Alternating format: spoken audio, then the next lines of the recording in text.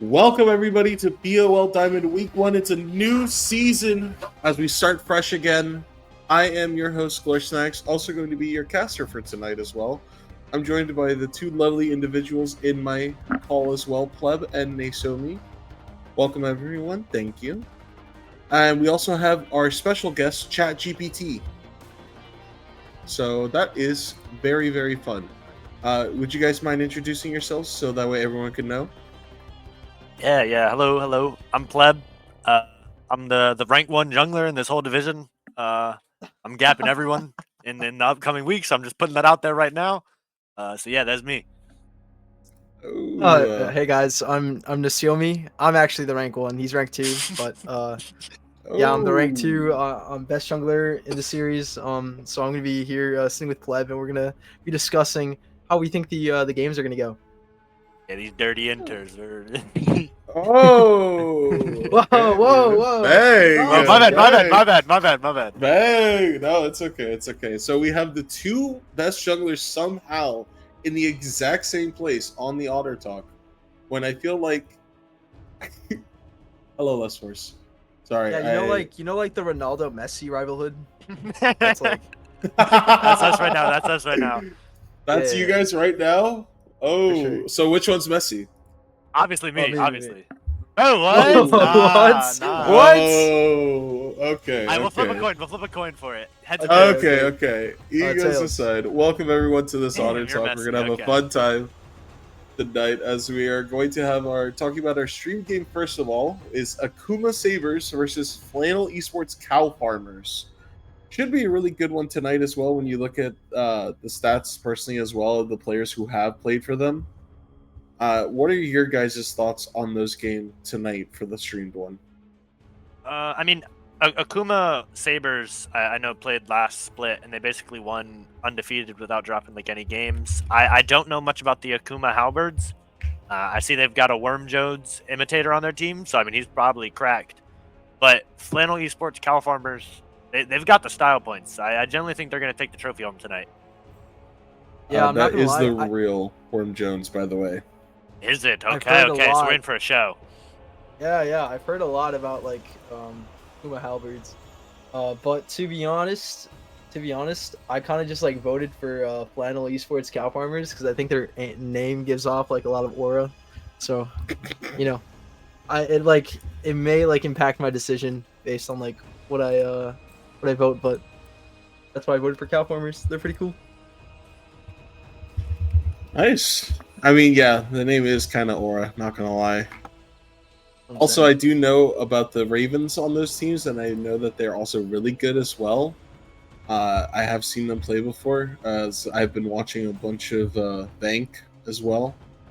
And some of these players are, some are in Bank, some aren't as well. But honestly, guys... Who do you think is going to be the star of the game tonight in these two starting rosters? Who, from experience, who do you think is going to pop Jones. up and show up? Really? It's either Worm Jones or it's Ravenspan. Okay. All I'm saying is I played against Worm in a scrim like 2 weeks ago, and it did not go well. So we'll see. Okay. I did not know we were taking out the scrim bucks for this. Come on, man. Nah. Worms has always been a really staple player. I think he's always shown up and he's always done well. So hopefully he pulls it out tonight.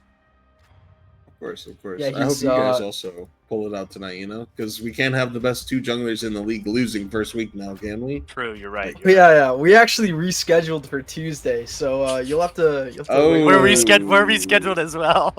Oh. Ronaldo, Messi both injured same time it happens in the same week. That's crazy, actually. Yeah, no.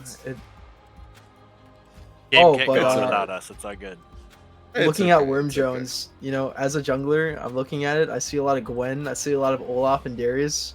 Using a lot of the meta, the strong champs, low key.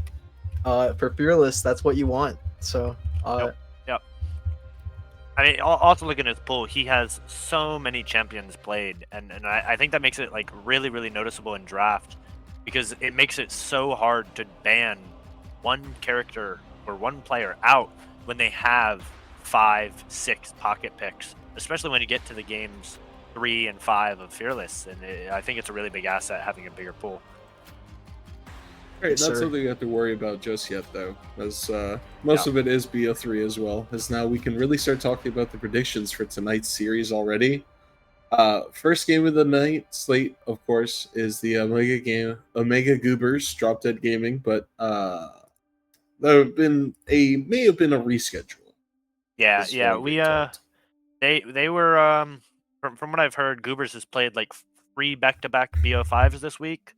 And I was like, look, I'm here to fight people when they're at their best. I don't want to fight people when they're down.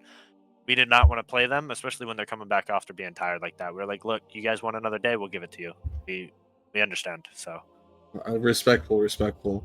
Omega Goobers, of course, just coming off those ADL playoffs and Titan Bank playoffs, where they beat the same syndicate team twice in a best of 10, and they're currently 6-3. So that's crazy. As now as well, we move on to the second game is the Mint team versus ID Freaks. Now, I'm not as knowledgeable. I only know most of the Mint roster because of the syndicate ties that I have. But the ID Freaks logo is kind of goated. So that's why I like my heart wants to go with them. But my brain is telling me no. Yeah, I will say their logo, we were talking about Aura. Probably the best logo that I've seen in the league. Very very funny, especially that second emoji. Really, really cool. But I also see Chicken Jockey #craft in their multi-PGG, with the Minecraft movie right around the corner. Yep, gotta be getting some power-ups from that. Yeah. It's a Chicken Jockey. It's It's honestly Aura. Not gonna lie. It's honestly Aura. And of course, names aside, though, I do think it'll be an interesting series. I think not important, or I know him as Lost, is also going to be an exciting factor as well if he's able to get his champ pool, really push what he can. But I do think that Coach Yarg, I've heard a lot about him. I heard he's insanely good at the game. So it will be interesting to see that matchup for me, the jungle support, see who's able to impact the map more for me. As now we have the Lions Bowling Team versus Bloom Gaming Rose, and this is a full sweep of everyone saying the Lions. Now, why is it the Lions for you guys? Is Chill Savior and Lion of Grado just them? I'm voting 100% Lions simply because of Chill Savior. As a fellow Echo Jungle enjoyer, I saw another fellow fan, and I said, look, this guy's got what it takes. No one else plays Echo because that champ's dog water. So if he's playing it, you know he's a little bit crazy. And sometimes that's what you need to win some series. So that's why I voted for them. Hell yeah, I like that. My favorite thing as a jungler is seeing somebody do psychopathic plays, and I feel like that radiates within every Echo main. No offense, pleb, but yeah. Also, another thing as well that I have the lore of course, is the Blue Gimmick Rose, is that I face plenty of these people in the BOL Draft League, actually. Yep. So it's interesting for me to see all these names returning for me, especially Banana Man 21 and Rescued. I still remember the clip of Rescued saying a clip about me on their stream. That was a very fun time when I was the Dragon's top laner. Very, very fun, I say. But honestly, I do think I like what they bring to the table, to be honest, because I just think that they have a better constructed roster for this week 1 game. Now, obviously, as we keep going forward as well, it's going to be seeing how these teams eventually break down as well into the series going on. Because, you could construct a good roster no matter what, but the moment that they actually, start playing and they just realize that they don't like each other is when it just becomes problematic, right? I'm sure you guys have been a part of teams where you're like, oh man, this team is so fun, we're going to win everything, and then you start playing and you're like 3 and 4 in the middle of the season, and you're just like, man, this sucks. Yeah. I think playing, especially through a series like this, it's definitely a mental thing. You've got to have a baseline of enjoying each other, and like I think that comes before even playing the game. if you can't stand who your mid laner is, you can't stand who your top laner is, or any role for that matter, it makes playing and having a game plan so much harder. And I think if you can find people that you enjoy, it really shows in your gameplay. 100%. And right, and after all, like, I mean, it's a game. It's like for fun, you know, but well, not for fun, you know, but you're gonna want to play this game more often when you find yourself and surround yourself with people that actually are willing to grow, and also are not gonna be so hard on like you mentally because you enjoy playing and you enjoy growing with them. I think that's what makes a good team. So yeah. Yeah, I agree. I really think that tonight it should be interesting as well. I will also be keeping a side track sheet of all the predictions for the guess all their members and all that. See exactly who gets right and which position. Because we have 3 guests. We have to see if ChatGPT is smarter than the average League of Legends Diamond player.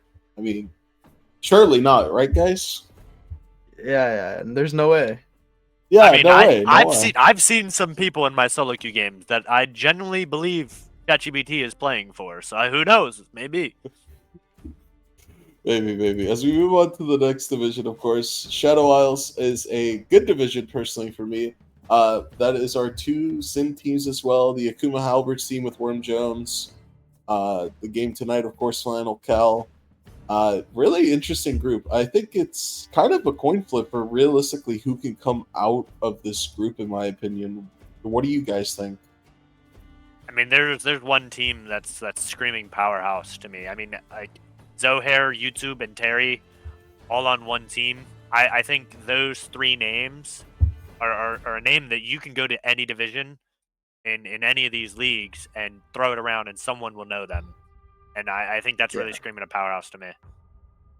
I will say I haven't played in many leagues, and like I recognize YouTube. No glaze, but I'd watch out.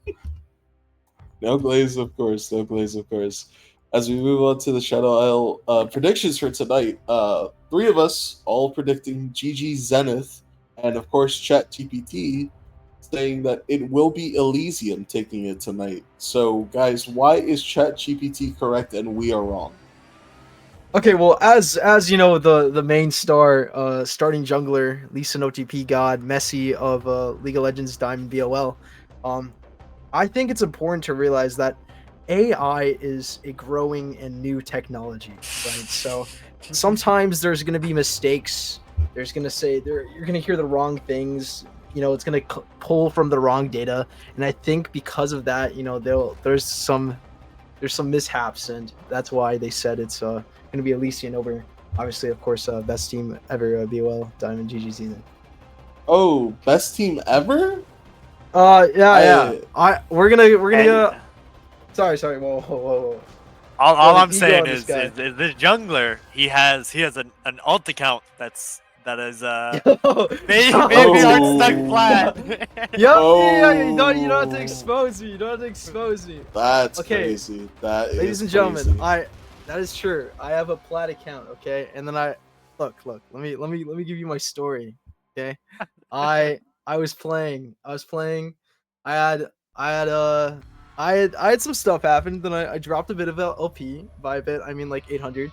And then I realized, man, I don't want to go on climb on this one. So I went to a different one, and I was plat. I placed like the year before, and then I think I was like plat 3.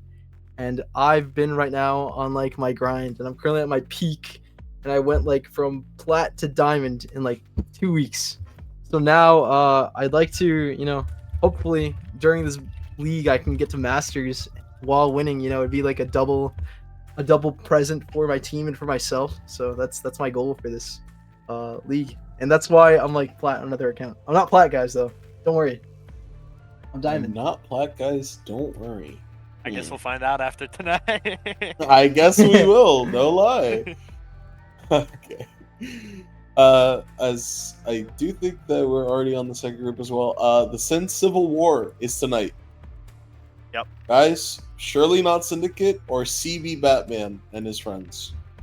I'm a big CB Batman hater. This guy, I go to school with him, and he's on my college team, and he's just the biggest inter I've ever met. If you saw him come into our arena, and the things he does confuses and hurts my brain so much. I genuinely think he's either going to go 40-0 or 0-40. There is no in between for this guy, and I think it's a coin flip on if he gets ahead or not. Honestly. Okay. What do you like about Cincinnati so much? Is it just the CB Batman debuff?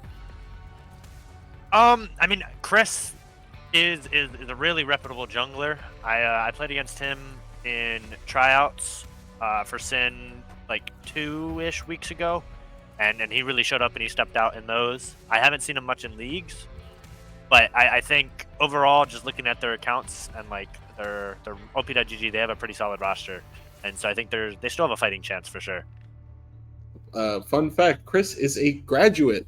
Was playing in the Emerald League and then hit Masters. So Dang, he was eating. okay. Goated. Okay. He's currently D3. So, sometimes we sit the Elo potion the wrong way. But it happens to the best of us. True. Chris or Now- Maxing.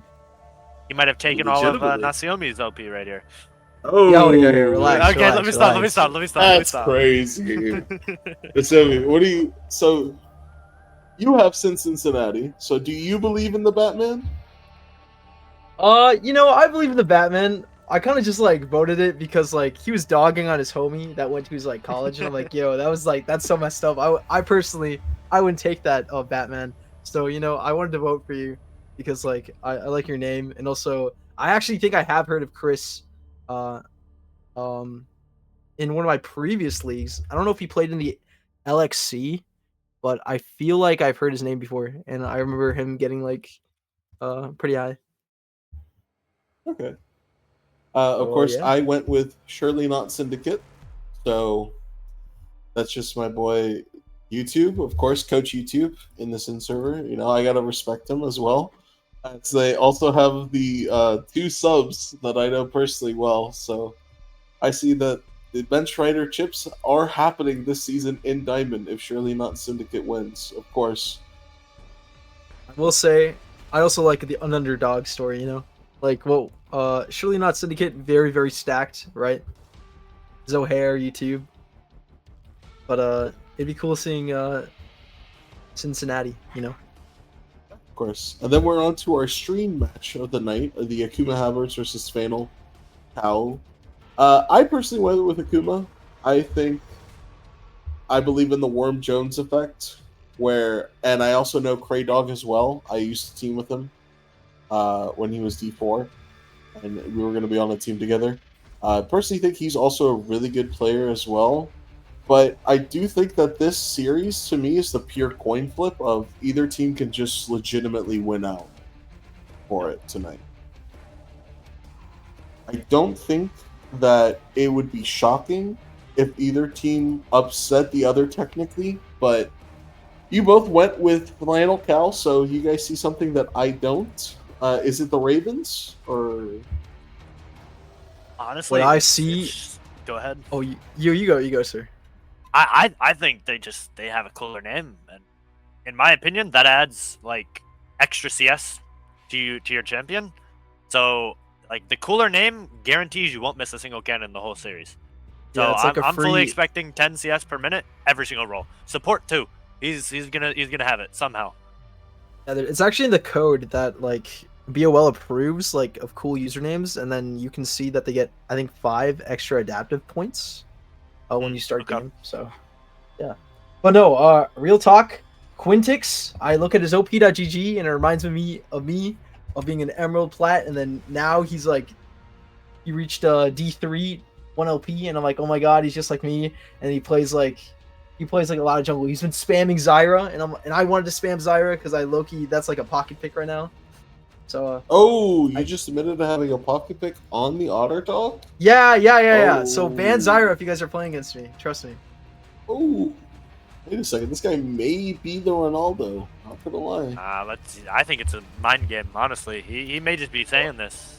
I have the thing is I have like 4 million pocket picks. So which one's the right one? Who knows? True. I don't know. I mean, looking at their OP.GGs, I see 3 Masters players right now for Flannel, and it's what? Support, top lane, and then I believe that's ADC. And I know Chaotic is a pretty staple mid laner as well, and Quintic literally looks like he's been on a terror run recently. So I think the expectation for them can only go up. They only have to prove me wrong or right. Agree with that. Oh, okay. Something I'd also say, Yeah, go ahead. though, like, Go ahead, Mr. Guest. those, what's it called? Though I voted for, Cow Esports. Wait, sorry, no, I'm trolling. Flannel Cow Esports. I will say, Akuma, I'm looking at this Aftermoon guy. He seems pretty cool. I've, what? Oh, crap, wait, did I click on the right one? Sorry, I apologize. Technical difficulties. It's okay. It happens every BOL first But week. You know, we but always this have the afternoon- technical do. Talking about the negative win rate guy? Yeah. Oh. Well, yeah. I was gonna say, like, No, he has No, 2 but accounts. okay. He's been cooking. look, you see negative win rate. What I see is 140 games of practice. Okay. Those So- KDAs are insane. I will Yeah. say that. He has like above a 3 KDA, if not 4, on every champ. Yeah, that's what I'm saying. So negative win rate, maybe. Yes. He's negative getting win into- rate. But we can't look at the negative win rate without looking at the KDAs and the champ pool. I think he Losers can pull Guild, out some it's real. surprises. Yep, I agree. Okay. Oh, there we go. Transition now as well. This is what we all predicted, of course. You know, Naomi, you can take the screenshots now. As we move on to our final game of the series, High Alert. I personally know 2 members on High Alert very well. They have been good friends of mine for a long time.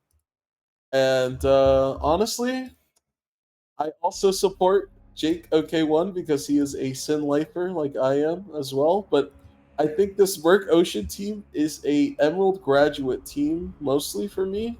Getting pushed Personally, up. I think that it's just dependent on how they are able to position their jungler. A lot of these games for me as well. But personally, I trust Less Force and Dream to me, both of course almost reaching Masters last night until Less Force lost 900 LP, deservedly so for abandoning me. But yeah, 900 what LP. you guys also had a bit of a flip. Club going for High Alert and Naomi going for Merc Ocean. So why are you guys differing on this? I mean, I don't really recognize a lot of the people from either of these teams. The only person I do recognize is Jake. But that was the last time I played with Jake. I recognized him. He was a support player, and that was 2 seasons ago. And I'm always iffy about people that role swap in between splits and how they're going to perform, because from my experience, it's always they switch roles, they get a little bit of LP boost, they feel good in the role, and then they come to the split and they don't do well in the new role. I'm not saying Jake is this player, but I've seen it time and time again about people be like, oh, I can play this role.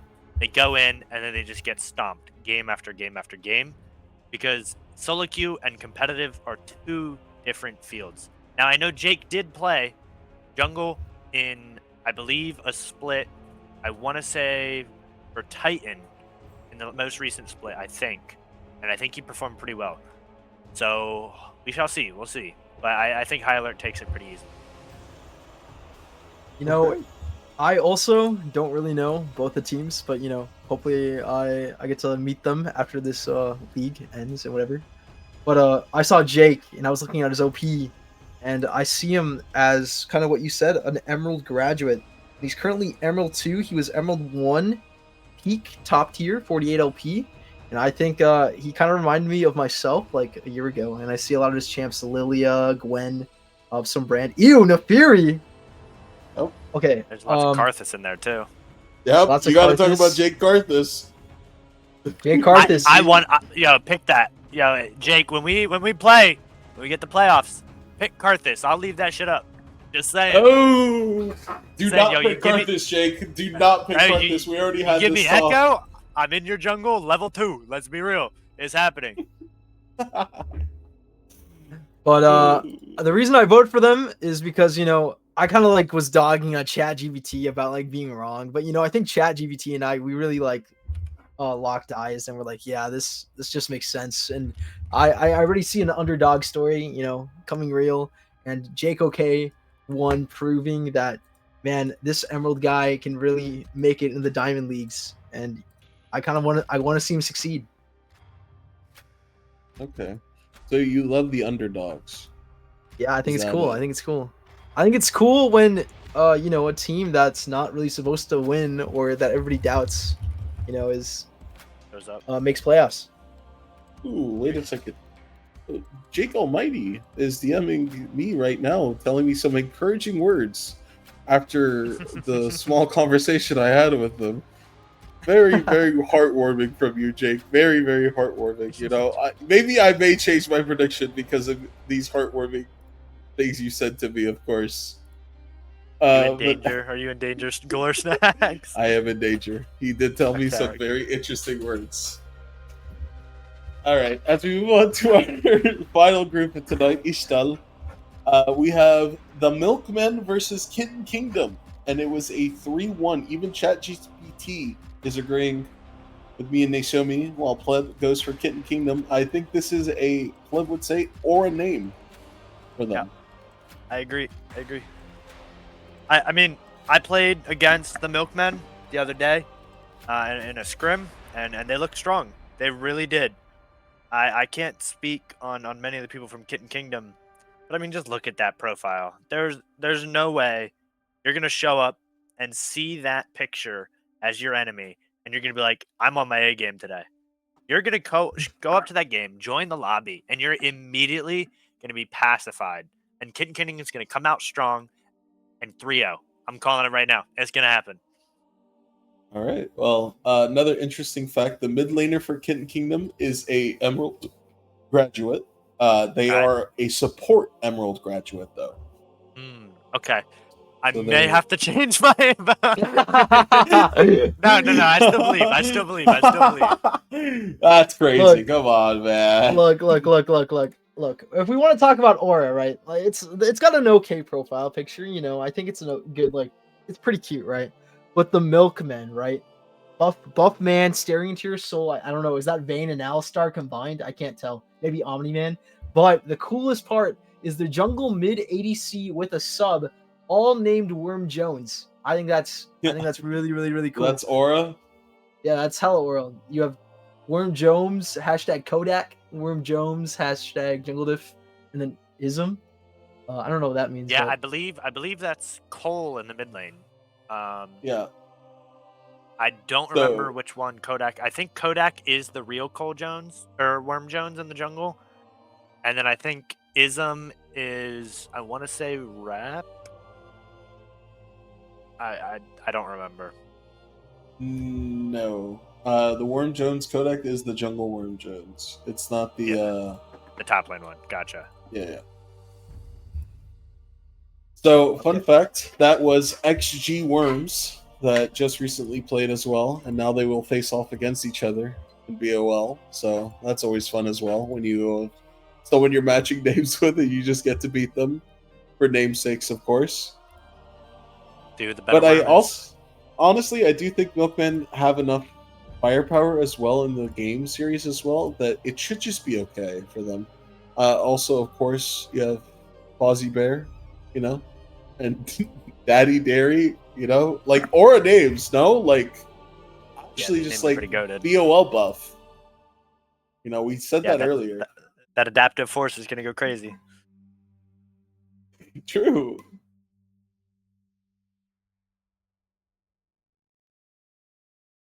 Gotcha. Okay, thank you. So on the next one, we have Karate Kids versus the United States Army Esports Academy. I think this was another sweep, our second sweep in predictions. Personally, guys, what is wrong with the United States Esports Army that you guys see, like, have an issue with? Look, man, They're- I'm an they're too pro- American. They're too I buff to salute- hit their keyboards properly. Let's be honest. Yeah, bro. Their yeah, fingers are like 3 inches in diameter from all the weights they lift. There's no way they're gonna hit their abilities properly.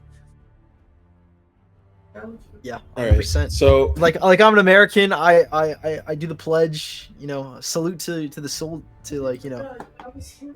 Thank you for serving. But Karate Kids, you know, we were talking about Aura. Just look at that picture. true, legitimately. Also, more people that I know from the BOL Draft League: Memer6, Duelingle Owl, and Maxim, who was my jungler for Emerald in BOL last split. So that's gonna be interesting seeing him play ADC. Wait, Memmer's playing top lane.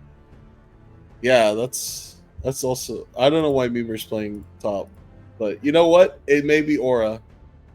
You know, support So player just going top. Like, who cares? And Duolingo You know? is playing jungle. He's an ADC main. It's Huh. best not to question this. Is this the I actual believe- U.S. Army, by the way? Yeah, it is. Oh shit! You're trolling me. Oh. No, but I Nice win. genuinely think Karate Kids, just Aura alone, the picture, like, Yep. Meter Sticks, you know, it's a cheeser's win, some would say, with him. Now we move on to XG Jackals versus Glacial Knights. Nasomi, of course, being the odd man out, yet again. Care to explain it this time? Yeah, I think I've actually heard of the Glacial Knights before, and you know, I don't know how good they did, but because I heard of them before, I'm like, I gotta vote for them because it'd just be wrong to just vote for XG. I don't really know them, but wait, no, yeah, I don't really know them. I don't know either of the Ooh. teams to be honest, but I like the Knights, so You're saying you don't know Improvise? That's crazy. You, No, you should know I he's a know? graduate. You know he's a graduate if he doesn't know improvise. is he like Neymar, bro? He What's the story? What's the story? Improvise? their org, He's the yeah, GOAT. yeah, their org has been under review for like 4 splits in a row because they're just so damn good. But they have Phoenix playing in the jungle in their first series tonight. And that guy, man, is boring as hell to watch. He's gonna full clear 7 times, and his laners are gonna gap yours. And that to Ew. me is a snooze fest. But as long as Improvise gets his rel, I don't think there's any way they can lose. So Improvise has to play support champions yet again. I fear the Lulu may come out tonight because you said that. Ah, you're right. The Lulu. I've heard stories about his Lulu. It is fascinating. Yeah, of course. Personally, I like the XG roster as well. Masuf, Emerald graduate for myself. Smokey A. I used to actually coach that guy a long time ago. Very fun stories me and him have. Of course, I trust the support of Improvise, even though you know what they did to me on XG. You know what happened at the end of it. It's just a horror story. I do personally think Masuf, while being a graduate, is someone who should have already been playing in the Diamond Leagues, right? Like his rank isn't really a skill test to that. I think he's genuinely one of the best top laners in Emerald already, so I think him making the jump just makes sense. And it's also a thing of where I don't know much people on Glacial Knights. I do know Happier Cat. Like I've seen that name before. It's just been a while for me. Oh, Happier Cat hit Masters. 40 LP, nice. So, Naisumi, is your Smurf account gonna hit Masters too, or are we gonna? Yo, why am I catching these? I'm catching strays, bro. Okay, look. I have 2 accounts, right? I only play on the chipster. Let me tell you why. Because the other one, though I was like, what's it called? I was like winning over and over. No, I don't want to climb and lose 30 LP and get. I mean, from what I'm hearing, it sounds like this guy was like, this account's cursed. Let me get a fresh MMR account and use the fresh MMR games to get. Oh, I played on the other one for like a crazy. couple years as well, but you know, hey, Oh. all I'm saying is, I still made the man. climb. Flat 2, or Plat 3 to D3. Once I reach Masters, we'll see if you keep talking, bro. Okay? Oh, wait a second. Yeah. Okay. Also, the account Ajax used does not work, buddy. My account is from Season 3, Bronze 5, Hard Stuck. And I was D4. Come on, man. No. You cannot be lying like that. Hey, Bagels is toasting you in No, chat. it's cursed on his vein. That's my teammate, bro. He's true. He's right. I'm in loser's key. Okay, it's real. Oh. Riot puts you against the. Okay, I have this theory that Riot puts you in like games that, like after you won a lot to get you to lose and to keep you win streaking, lose streaking, to get more play time, to get more money and exposure out of you. You know, so to beat the system, make new accounts. Play your thing and then get the diamond because it's corporate. I don't know. This is how you know he's hard stuck. No, they're flaming me in chat. Okay, trust me. Okay, I may be hard stuck. On my main. Not really, because I don't plan it. But I won't be hard stuck in the playoffs. Let me just say that. Oh. Okay. Yeah, that means he's going home. He ain't staying. He's going home. Oh. First round exit. It's like the World Cup. Imagine. I hope to see you at the finals. The dream would be like the grand finals. Nacional versus Pleb. Messi, Ronaldo. Oh. Think about the viewership. Yeah, we started here first stream together and then ended last stream. We'll see. That would be cinematic. That's for That'd be aura. Yeah. Right. As we move on to our final one tonight, Lab Nemesis versus Illusion Esports. To me, this was a coin flip for me, but I did see Romeo, who is a currently ranked plat player. Highest rank I think was Emerald 2 or Emerald 3, but I personally think it was E2. I think that will just be a case of if he works well with the team, it's great, right? And they're able to just use the power of friendship. Yeah. But sometimes friendship is not enough, no matter what you try. I agree. I'm gonna go the other way. I met these guys through a scrim with my college. And I actually was gonna be a sub on the roster until I joined my team. So I was hanging out around with them a little during some of their scrims, during some of their games and stuff in their previous seasons. And I mean, if you open the op.ggs of Nemesis versus the other team, just look at the win rates, look at the KDAs. I see nothing but red win rates on every single player on Lab Nemesis' op.gg. Now they've got a couple here and there on the Illusion Esports, but this guy Cuttlebun, if you give him Urgot, I actually have a horror story. I'll tell you guys. I met this guy in Flex. I was solo queuing Flex and I played against their entire team. I ganked him and dove him level 3 as Elise. He TP'd back. I dove him again at level 4. He came back to lane. I killed him 5 and 7. He proceeded to kill my top laner 6 times in a row afterwards. Make it make sense. This guy's a fucking creature, and he's going to dominate if they leave Urgot out of it. And that's all I've got to say. Psychopath. That's all You're telling I've me got to say. he Hashinshin TPs and died 4 times lane. in a row, and then wins lane. Yep. That's crazy. I don't know how. And then he proceeds to kill me at my red buff at level 5. He literally sat in the bush for a minute and a half straight just to solo kill me there. He sent a message. I was terrified to go to the top half of the map for the rest of the game. Actually goated. Not gonna lie, that's aura. That's I understand now. That's aura, actually, legitimate aura. I may have to change it because he was all chatting me the entire time too, so it was even worse. Nah, that's crazy. He may be my underrated goat. I may have to change. Wait, that's awesome. Low key. Oh, by the way, if I see anybody in BOL, in my ranked games, and I'm typing, it's not me. I mean, it is me, but I have this really weird glitch where my keyboard just goes into all chat and types these really, really interesting words to my. Never mind. Is that it? Yeah. Your cat is rocking over your keyboard? Yeah, of course.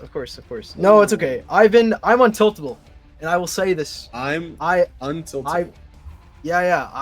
I've been meditating, and I challenge everybody in the league to try and tilt me, and I will keep a clean mental.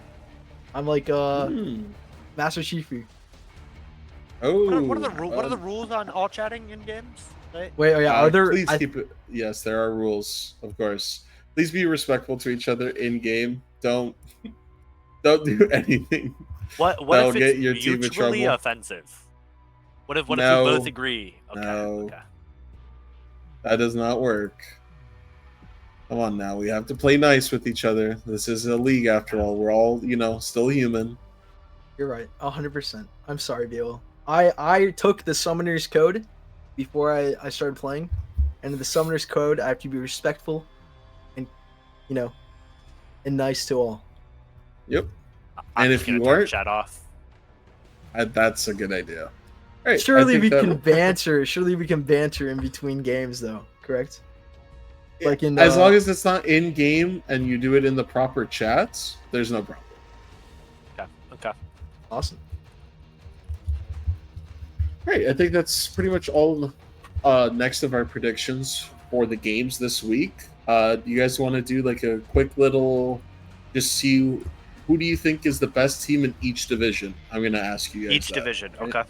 Each division, right? So the best team, you think this is the 1 seed no matter what, right? For me, personally, it is Omega Goobers for Bilgewater, Okay.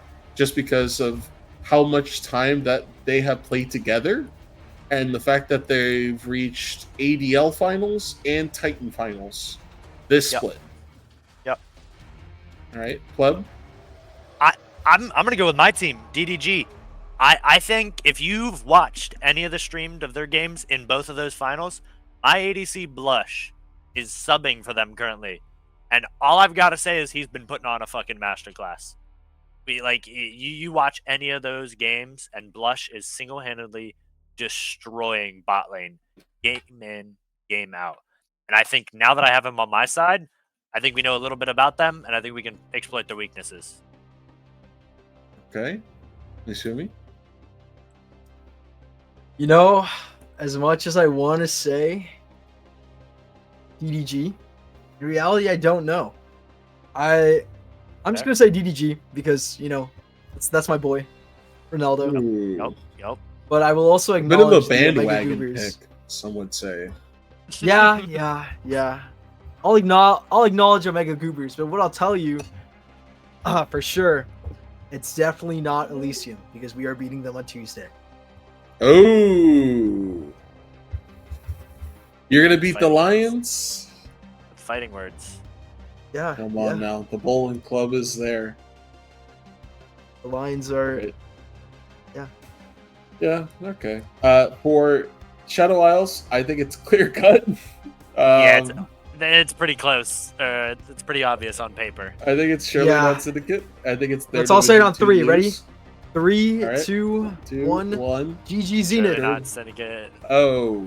Ooh, that's awkward. That's awkward. Oh. That's You know what? Respect.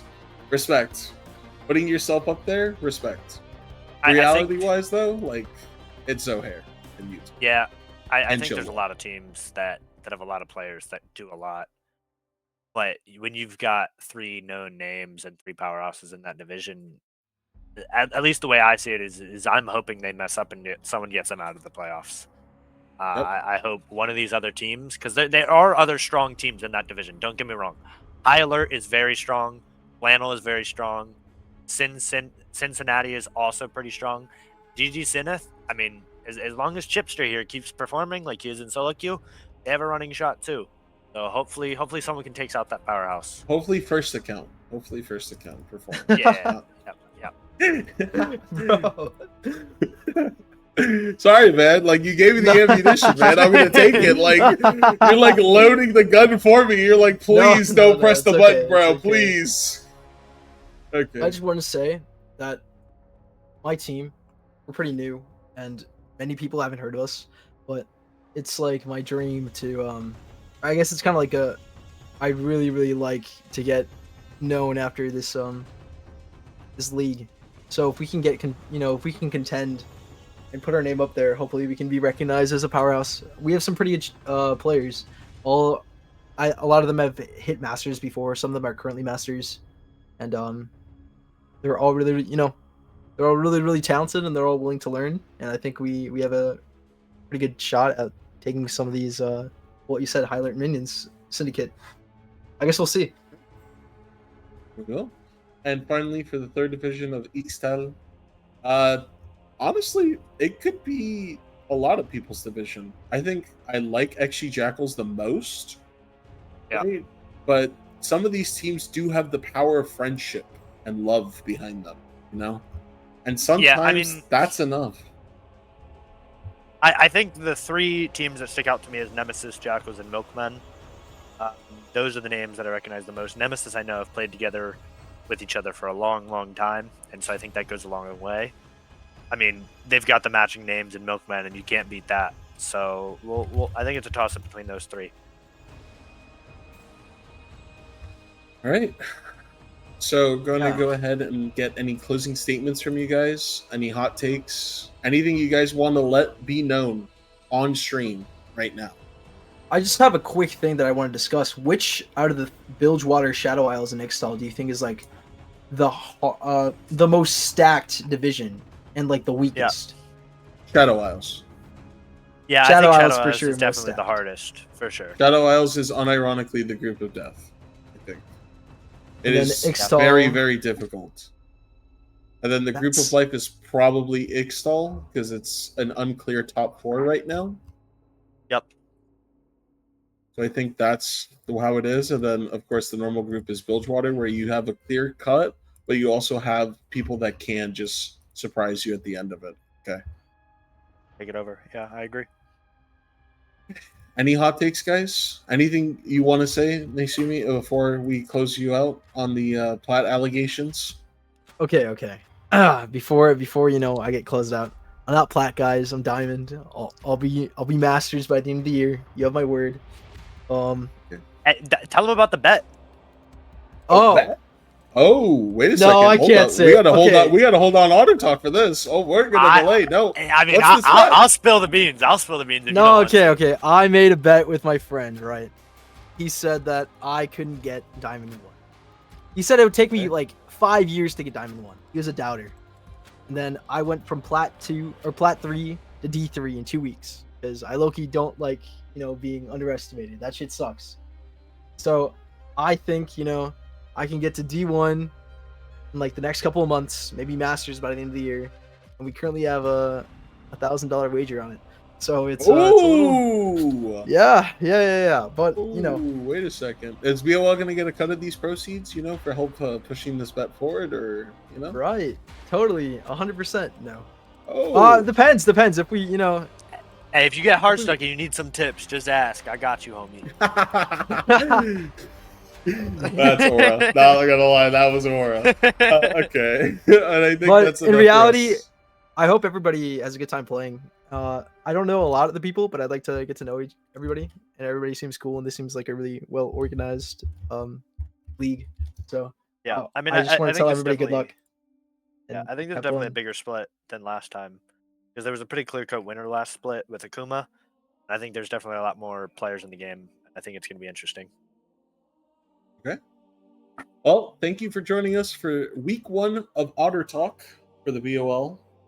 I've had my 2 wonderful best self-proclaimed junglers of all of Diamond here with me. I enjoyed their company very much. And now, if you stay tuned, we will have Akuma Halberds versus Flannel Esports Cow Farmers Game 1 coming to you very, very soon. Don't go anywhere. Remember, stay safe on the Rift. You don't know when the Platinum will attack you.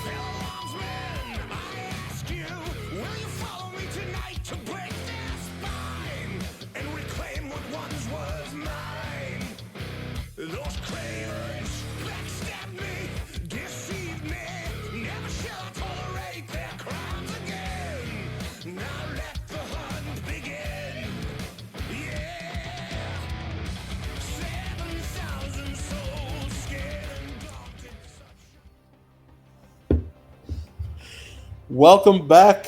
I am your main man, Glorstacks, doing your play-by-play tonight, joined by the lovely Rue. Did I say that correctly? Yes, you did. Hello, hello, hello.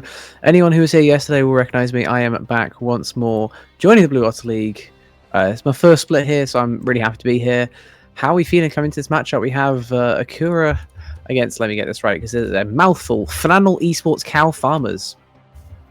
Yes, the cow farmers. We just talked about it on the Otter Talk as well. The predictions, of course. I think it was a 2-2 split. ChatGPT agreeing with me on Akuma, while the two guests agreed on Flannel Cow. So either way, one of us will be 1-1 tonight. I really do think it will be fun, though, to watch, as we do have the bans coming through. Of course, draft was started. You know, we can't have the production take too long, as Zyra, Jinx, and Rel were the first bans away on Akuma, and Flannel going with the Rumble, Gwen, Nefiri ban. Of course, Nefiri taking dominance in the league now that it is enabled, because it has been 2 weeks already since that reworked. First pick going to be locked in is the Hui on the side of Akuma, very powerful champion. Not really any good counters that you can pick into it. Is China's self-sustaining, its own little universe of just what it is. Response, of course, from Flannel is going to be the Varus, very powerful pick, and the Ari. So we already have the potential counter mid, but it could also be Hui support, as Caitlyn and Zen are locked in, and Mbessa is the final pick for Flannel Cow. So, Rue, what do you like to see in the second rotation's bans here for Akuma? Oof. Well, I mean, we've gone right into the thick of things here. For Akuma, looking probably towards support, pretty easy bans. Mbessa can be flex jungler's not as powerful as it was on release, but it still is something to be wary of. So looking towards that support depends how you want to play, right? You have things like the Zinjao, very solid disengage. Your Caitlyn doesn't have much play for herself. So maybe getting rid of things like the Rel, like the Leona, those kind of ideas. You already got rid of the Rel in the first rotation, so going along that kind of theme. I think on the other side, Flannel, they're clearly looking to pinch top after trying to protect that Mbessa that is likely headed up there. So things like the Olaf, which we see the top lane of Akuma playing pretty often. His most recent game in ranked on the Olaf, even if it was in the jungle, it is still a very dangerous champ to run it down with, and another one coming in the Renekton. All these bruisery tops that are just not very fun to play into in the matchup. Yeah, just making sure that Mbessa can be able to scale and be the champion that it's known to be, as Leona, Braum are the bans on Akuma right now. So R4 kind of a nice power pick here. Personally, I'd probably go jungle, as that is Skarner. Oof. Yep. Yeah, you want to keep your support counter pick. Yeah, all the recent nerfs, it's kind of like what they used to do to Sejuani. It's never enough to completely remove the champ from existing, but it is always about enough to keep them out of normal solo queue. But then you head into these team environments, and suddenly the potency of a champion with so much team play really does increase. Things like just his ultimate, right? The Impale is so powerful when you can connect onto multiple people. Difficult, though, to connect onto multiple people when they are this far away from you. The Karma now as well, double ranged in bot. Looks like Akuma happy to just play away from the engage. Yeah, and that is this is Halberds. such a horrible Mbessa matchup. It is actually one of the worst Mbessa matchups if it's locked in. My boy Broken Blade did this. But that's also not the most fun. Camille can crush, but I thought for a second there we were going to get the barrier on the Warwick top. Broken Blade running that for G2 very well during Winter Split, but still. Ending up with Camille, the true damage will still do its thing. Solid CC, great lockdown, especially against an immobile ADC. I do like to see something that can actually guarantee he's going to be in one place. Only has a flash. Heading into the R5, is that just locked? Yeah, that is Seraphine. Okay. I don't matching fire with fire. I don't personally trust the Varus Seraphine lane over the Caitlyn Karma. I think you lose the puck battle way too much as well, especially with the Caitlyn's early range. I think it's really good in how it affects just the early tempo of it, and you have to make sure that Seraphine doesn't fall behind too much as well. Yeah. I'm trying to think. Is there obviously Caitlyn works well when you have a little bit of CC to work with, but also that poke, which is why Caitlyn Lux has been a thorn in everyone's side for however many years that combo's existed. Caitlyn Karma slightly less CC, slightly more on the early damage front, but going through the game, she does kind of taper off a little bit, basically relying on her shielding to have any form of impact in the fight, whereas Seraphine can do that as well as also having a much more efficient teamfight ultimate. The high note is beautiful. It charms everyone in its line, and it is so much more potent than singing a mantra and doing a little bit more damage on your Q. Yeah. Personally, I think as well is that the Camille, I think in the later stages of the game, just like you said earlier, just sort of is able to just solo kill Varus completely by themselves on the back line, right? You kind of have two top laners who want to go past each other, and they're just staring at each other going past each other as Camille flies in. It depends on which champion decides to stay behind for me, right? Like, does Camille save the ultimate for the Mbessa, blow the Mbessa up as the fight continues, or does the Mbessa save her ultimate and try and peel whoever is getting attacked by the Camille, just so that way it's a numbers advantage for them? Or are they both just going to stare at each other as they fly by? Yeah, I think if anyone will peel, it's going to be the Camille getting the Ambessa off the Caitlyn.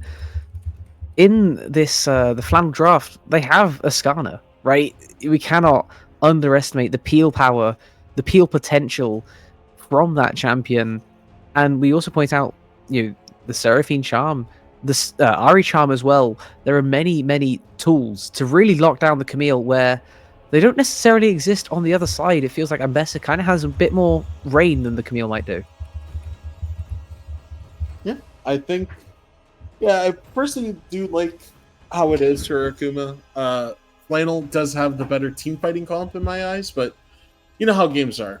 You can say that they have the better comp, and then one bad coin flip early game, and it's over. But don't go anywhere, as we will be heading into game number 1 of week 1 of season 13 of BOL Diamond.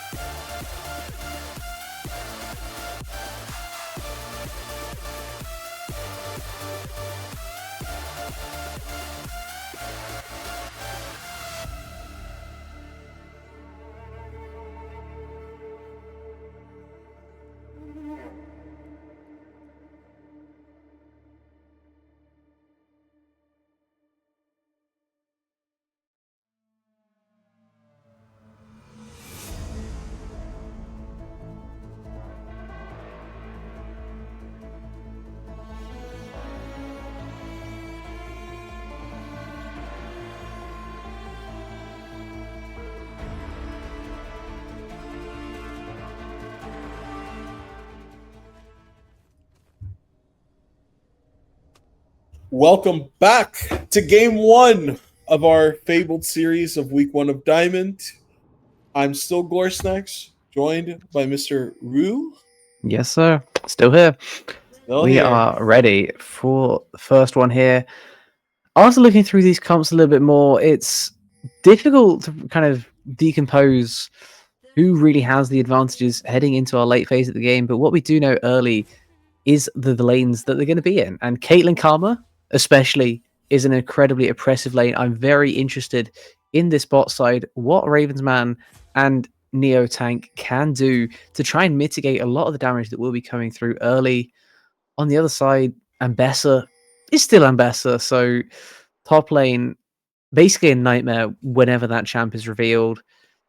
I'm also interested, though, in mid lane as well. Recently, seeing a lot more Rod of Ages Ari. I'm interested to see, does Chaotic actually go for it? They're going to go late invade, at least. Oh, they get nice damage onto Seraphine there, but it's not going to be enough. Zinzao taking some damage back. That's They're awful being for eaten lane, the though. Caitlyn Q. Yeah, that's really bad start already. Has to pop those potions. Another thing I noticed is that the jungle smites. Your thoughts Yes. on green versus blue this game? I think green is standard as anything for a Skana. You're looking to be tanky, you may as well be tanky. Xin Zhao, he kind of has to go deep with the Camille if the Camille is going to go deep. Otherwise, it will be a 1 for 0. So I respect the additional movement speed coming out from the blue. Wouldn't have even minded a little bit of red. I think all of them, of course, have their perks. At the end of the day, all that changes is the color that's on the on your summoner spell, and a small buff with whichever it says. Not the most important part of this game. What is going to be important, though, is how they can impact the lanes, maybe even before those smites really get upgraded, as top lane looks dangerous. Mid lane, maybe even more so, and bot lane is already pushed under. Yep, that is unfortunately just the case with Caitlyn Karma. Personally, though, to your point earlier, I think going blue smite is just the best possible, as we have 2 invades happening right now. Skarner knows he's being invaded on his bottom side, so it is going to be 2 vertical clears coming out, making sure Skarner can keep up with the Zinzao early game tempo as well. I also think that Varus is just not having a fun time so far, not able really to catch a lot of this farm, as the charm does hit mid. It's okay. We didn't see that Hui Q. Screen cut off just in time. No reason to stick around too long on that one. Ravensman, I don't think it's ever a fun time into a Karma lane, but this is definitely an unfun time. If you're going to be... Yeah, I mean, Mantra Q, it is oppressive early, and it will fall off as the game goes on, but it's now down to Kite and Creptor to see if they can put this Varus far enough behind, where come late game, he doesn't have the same impact that he might be able to if he was just in a happy, normal lane. Really good top lane trade right there for Raven. Worm Jones, of course, using the Hextech shield, trying to absorb as much as he can, but just staying a bit too long, trying to get a bit overzealous with it. Oh, Jesus. 3 minutes, 48 seconds. First play taken. As what Caitlyn wants to do, especially when you have that Enchanter support, you need to get an advantage early. See it when it's played with Lux. See it when it's played with Karma. The damage is absolutely immense. Going top lane. Oof, yeah, so that is the power of the Electrocute Ambessa, not the Conqueror one. You have a lot more high burst early game as well, so you take that in order to push your early advantage. Of course, That is a DC. That's a pause. All right, Yeah. first pause of Diamond. 4.5 That did minutes, not take guys. long. Clock it. Lock it in. In ranked, I honestly wouldn't even be sure if she was coming back. This is not a fun place to be. Skarner has managed to get his way down to bot side. I think this is maybe the worst timing that Neotank could have found to DC, because I think Quintic is looking to gank about 2 seconds ago. So a worse timing might not exist. Yep. Can they even pull Hopefully. the trigger? No, I think you can't now. I think it's way too late. Honestly. Because now you have to honestly go back, Because, get I mean, reset up Neotank's everything. Neotank's Yeah. already walked like halfway back to the tier 2 turret. It's rough. Yeah. That's really big issue, personally. Especially as now with the items advantage, right? Like it is Ruby Crystal Longsword for Zin, and he did buy the control ward, but it's a giant spell already for the Skarner as well, so he can go for this dive and survive maybe a little bit longer. I said dive. I don't know why I said dive. Does counteract the dive, of course. Zin's out, still not in a position. Maybe about 15 seconds out as Seraphine is reconnected. But yeah, just 20 CS down at 4.5 minutes. It's just the tax you have to pay without dying early game. Yeah, and honestly, this will be a massive tale in how the rest of this bot lane matchup goes. If Quintic does end up committing to this fight, they are 3v2 for a good little bit of time. Aftermoon still not even at his own Krugs, so there is potential to make the play happen, but it all comes down to if the Seraphine can get back in there, the heal and the barrier as well, so both sides a good bit of sustain when this fight hits. Biscuits galore on the I'm losing my track. I'm losing track of time. I'm losing track of my mind. My brain's gone. Flannel. There we go. Sorry. The 3 biscuits between the bot lane. They have the sustain. Do they have the damage to pull this off if they even go for it? Personally, I think it can be okay, but I think you lose one, right? You just have to choose which one you lose. Right? Because I think Can't Karma be Caitlyn Ravens. just has enough. Yeah, it can't be Ravens, man. If it's Varus, it's really, really bad unless Skarner gets both and he's able to, be that meat shield later on. I really Gonna would go back prefer in. Raven get one. Oh, there we It go. looks like spotted on ward instead. Gonna force Aftermoon over super early, and everything we've been theory crafting is null and void. That's what happens. That is sometimes. not null and void. Yeah, that is That's disgusting. Oh, Nice try. big damage there. Really good damage right there on the return. As of course the pause Little bit happens. spectator bug. We lose progress real quick. It'll be back relatively There we soon. go. There we go. But really nice EE there Pharaoh. from the Seraphine. Actually forcing a lot here. Wait a second. Tate's this is going to be a gauge going in. They will get the sun into the wall. The charge is there. He will be a fellow of Varun. Big Seraphine going to do enough there with a big damage. It will be Ultimate going in at this stage of the fight right now. He is alone. The army is coming up on the side. The flash is there. Double flash response. And it won't be enough. And our first skirmish of the game results in a net nothing. Only summoner spells used. So let's keep track of them. 3 for 4 on the summoners. Grevdog now down to nothing. Kite forced to cleanse. Aftermoon had to flash, otherwise he was going to be charmed with the kiss of death from Chaotic. On the other side was, of course, the charm flash, Quintic flashing, and another heal. So 2 flashes for each team. Pretty even in basically every respect, apart from the fact that Caitlyn has been able to take it back for a BS sword, and Varus still 20 CS down. Yeah, honestly, it's pretty good for the side of Flannel Cow, just that entire fight. And it will be a lethality Varus? No? Yes. Yep, yeah, it will. Yeah, going on the Comet is the giveaway on that. Yep. Just and deciding how you want to spend his gold. Dragon is started up as well, just complete prio for it as well. Skarner still hasn't reset yet, so he's still just walking around his jungle. As that will be Mountain Dragon, our first dragon taken. And personally, I think that this top lane matchup is starting to get kind of hard for the Camille. She just needs a little bit more time in order to really get all this going, as yeah, the trades are just completely favored for the Mbessa. It's just complete spacing.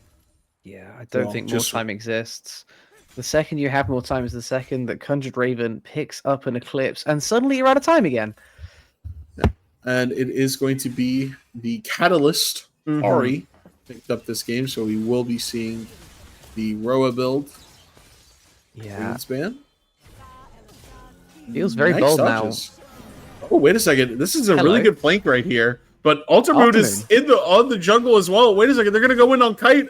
Oh! The flash predict, but it doesn't quite reach. That was crazy. Oh, and now Chaotic is now going to get knocked up and just has to try and survive as much as they can. They do flash. miss the Karma. The flash is there. That's going to be first blood going to Ravensman. They somehow turn the fight. Great Dog. The charm will not hit it at the end there. Kite doing as much damage as he can in return. Seraphine taking a lot. Walks over the top and will find one back, as now we have a fight top lane of Worm Jones going on to Raven. Hui not able to get too much there, but now Hui will be trapped as Skarner will not be able to hit the E. They call it off, and it's a 2-for-1 at the end of the day. Nuts. I don't know what else to add to that. Just cinema going on in the bot lane. Now both bot lanes flashes are down. Jungles have a massive target painted over the whole of that area of the map. No one is safe anymore. Aftermoon went for another invade. It was going to work, but unfortunately the fight kicked off a little bit too early. He doesn't even get anything from it. He's now down about 10 farm. And Quintic, who was a little bit late to that, if I'm going to be honest, doesn't really get punished. Yeah, no. I think that's a bit crazy. Ultramoon, thought he had enough there, thought they did enough. Those Ari charms as well.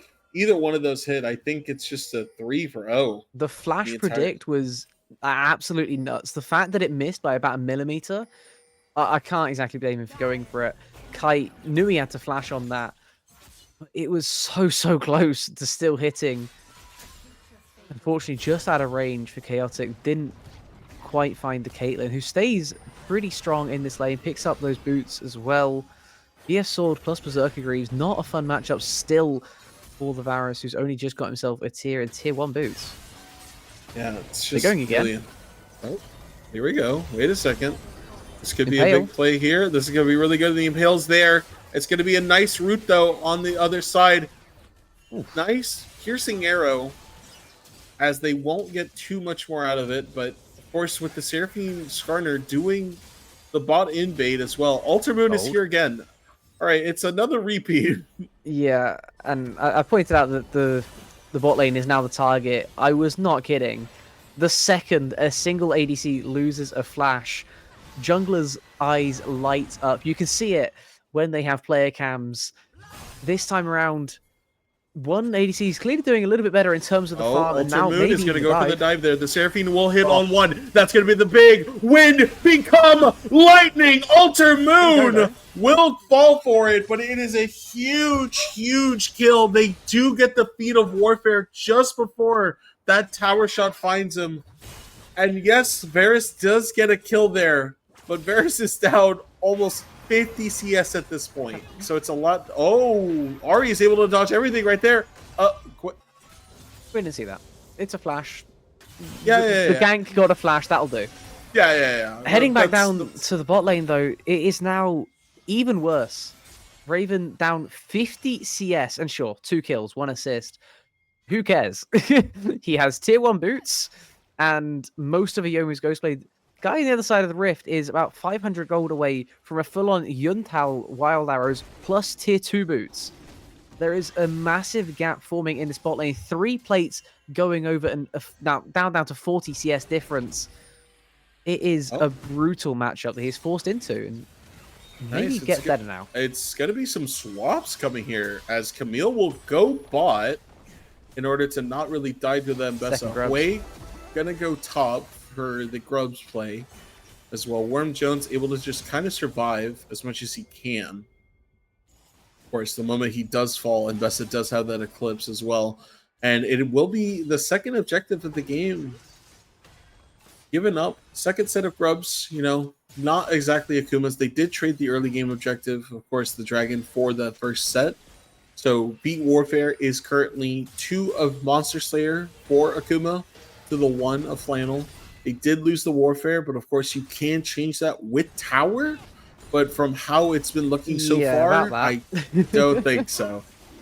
Oh, yeah, still only the 2 plates remaining in the bot lane. And it's a trade as well, actually. They will give up Hextech. They will call it off, and it will be Hextech for Flannel Cow. What soul are we going to get? Infernal! Spicy. Really good for the side of Flannel Cow, actually. Yeah, I think this is good for both sides, honestly. More damage. Whoever can get the dragons is going to be feeling amazing when they hit them. Whoever loses on the dragons will really feel it. So a key swing now in this game, just the fact that it is an Infernal Drift, getting these Infernal Cinders as well, a little bit of ability haste, the little speed buff that they give. Heading into the mid game now, item completion is starting to come through, and there is, you pointed out earlier, the Rod of Ages Ari is online, and it happens earlier than the Hui. Date could be okay. He's able to mostly get out, but still, that's just 2 Qs right there from that damage, purely enough. Raven! Wait, Tate walks back up. He doesn't have enough time just for the heal to come in. The shield isn't enough. No! Bessa will find the solo kill onto the mid laner of Tate. He does have the tenacity boots because he kept expecting the lane against the Ari. Just did not expect the damage. Now that's going to be Root coming in. And Kraydog is gone from this rift. Kite trying his hardest to try and save something back. Flash. Seraphine has to flash away. And they just did not respect the bush. Yeah, the 2-man big bush. headshot. Kite is absolutely dominating. Already a 4th plate now in the bot lane. They are going to fall off in about 30 seconds or so. But on that item completion, still pumping out insane amounts of damage. But punishment coming in the form of a little bit of overextension. Chains of corruption from Ravensman. And now maybe the overextension the other way. Yeah, he's still waiting. Nah, the wave's going to go under. Unless? No, Quintic. That's why. I feel like you could have went in there. Honestly, force the flash off Ravensman. I think Kite specifically was asking for a back. He, for whatever reason, didn't fancy that play. He knows, of course, the support isn't quite there yet. Already an Imperial Mandate brought up. Interesting to see these support items in how they've differed from each other. Neotank going on a Blackfire Torch. Not what I expected. No, not I'm gonna really. I'm gonna do some research. Give me a sec. I don't think I have seen Blackfire Torch Seraphine support before. Support, I should say. I've seen it mid, but I don't think that's what you need. Definitely not first item. It is crazy to go. Apparently it's picked 8.1% of the time, and it has a 43.5% win rate, which is why it's not picked. Quintic has a nice link here onto the bot lane right there. Kraydog able to use Mantra W, but it won't be enough. The flash is there, but here comes the Ari. My friend, you may have flashed, but you have walked into the jaws of the beast of Flannel Cow. Not where you want that kill going, but still another kill heading over. Krevdog punished once more. The cost is his summoners and his ADCs as well. And sure, he saves Kite's life, but is it going to be worth it? Now that you have all 4 summoners down, it's going to be near impossible to hold on in this lane. Oh, wait a second. The ultimate coming through. Tate not able to find enough damage in there, but that is first tower taken mid lane. So that is feats completed for Akuma as well. And now Varus is not that behind anymore item-wise as soon as he gets this base off.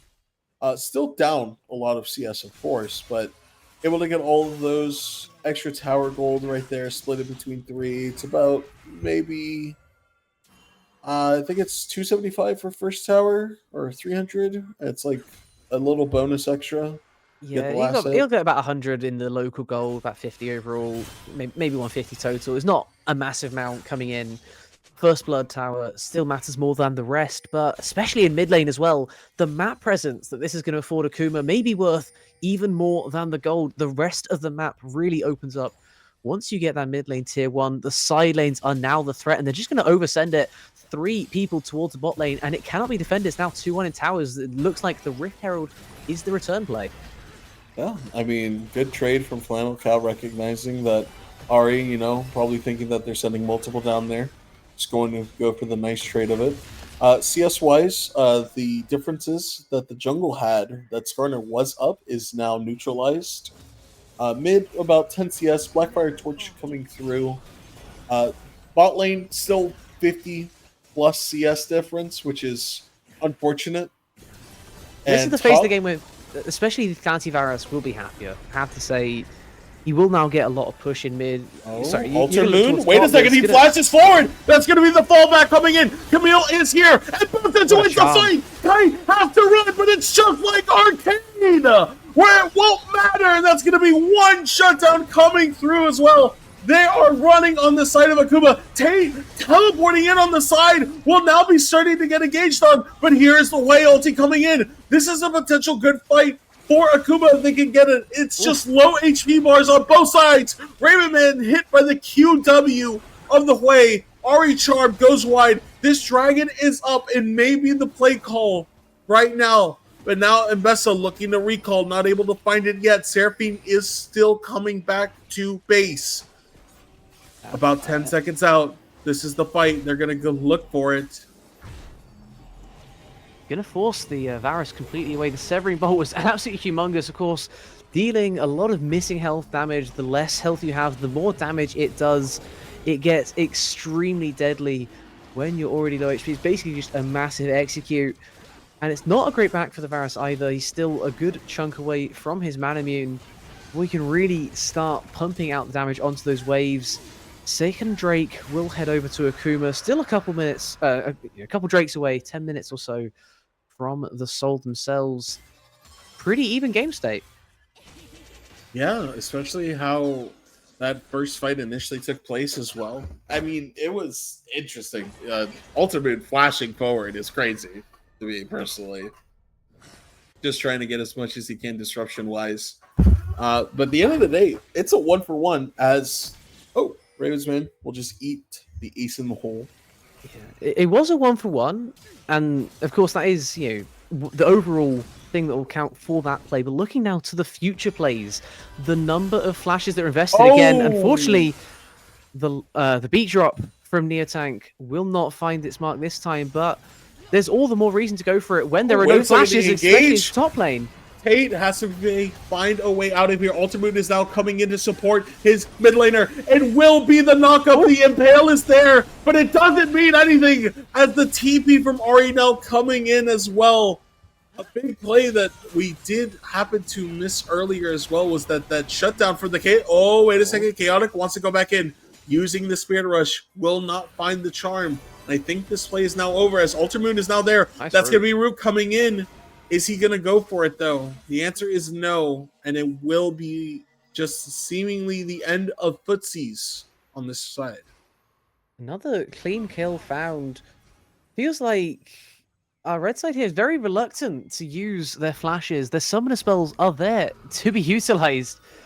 They just feel a little bit reluctant. Flannel holding on to them for dear life. You're not going to get a much better opportunity to flash away than when you're going to die. Maybe there wasn't an angle to get out that time, but if you're going to look for the all-in play in return, maybe it's just worth going in a little bit harder. I don't know. Also, No another flashes. thing as well was that Mbessa did get that Caitlyn shutdown in the previous fight before this one. So a lot more gold going to her as well. Already having the Black Cleaver coming online soon. Only 18 stacks as Worm Jones is going to go in on Ravensman. That's going to be the ace in the hole. Will be blocked. There is the Hextech ultimatum. Ultramoon is there, and he will fall. Ravensman having a shutdown. It just seems so poor this game, as now Raven will be in a very tough spot. It will be the shutdown back. That's how Arcade should have ended. As the final shot will find Mbessa in the back, and it's a 2-0 right now on the side of Akuma. The last thing that they wanted to do was give this Caitlyn another kill. She's already hit the 2-item spike. If you can power her through her little dip, I mean, she's not really much of a dip, but she's hitting headshots like that. My God, Chaotic felt that one. A tier 2 now falls in mid. We pointed out when it went down how much that tier 1 falling matters. You can make these plays so much more freely, especially sending in a side laner. You don't have to worry about how far away they are from a dive, especially when the Varus feels like they have to step up to match the push that's coming in. Quintic, he should be fine. But yeah, your Varus is stepping up in mid. He's stepping up mid. There's no tower to protect him. On the other side, it's just a very different outcome. If that tier 1 tower is there, he can play a lot safer. Instead, caught by Hextech Ultimatum and will fall, likely sending over this Ruinous Atakan as well. Of course, buffing all of these permanent stacking things that you get. Most of all, the Infernal Soul that likely could be coming. It may be 5 minutes. Maybe likely. Likely is a bit far, but a minute away from Soul Point, 6 minutes from a potential Soul that is now buffed in its potency if Akuma can grab it. I really think as well is that this is exactly how Akuma wants the game to go, where they get these small skirmishes ahead and they disrupt the flow of the team fight for Flannel Cow until they can get to the point where they win the team fights. Yeah. Good to especially with Quay coming online soon as well, with the Leandries coming in. I personally do think as well is that Caitlyn having these many items, yes, Varus has the same amount of items, but the gold difference between the items is very Caitlyn skewered.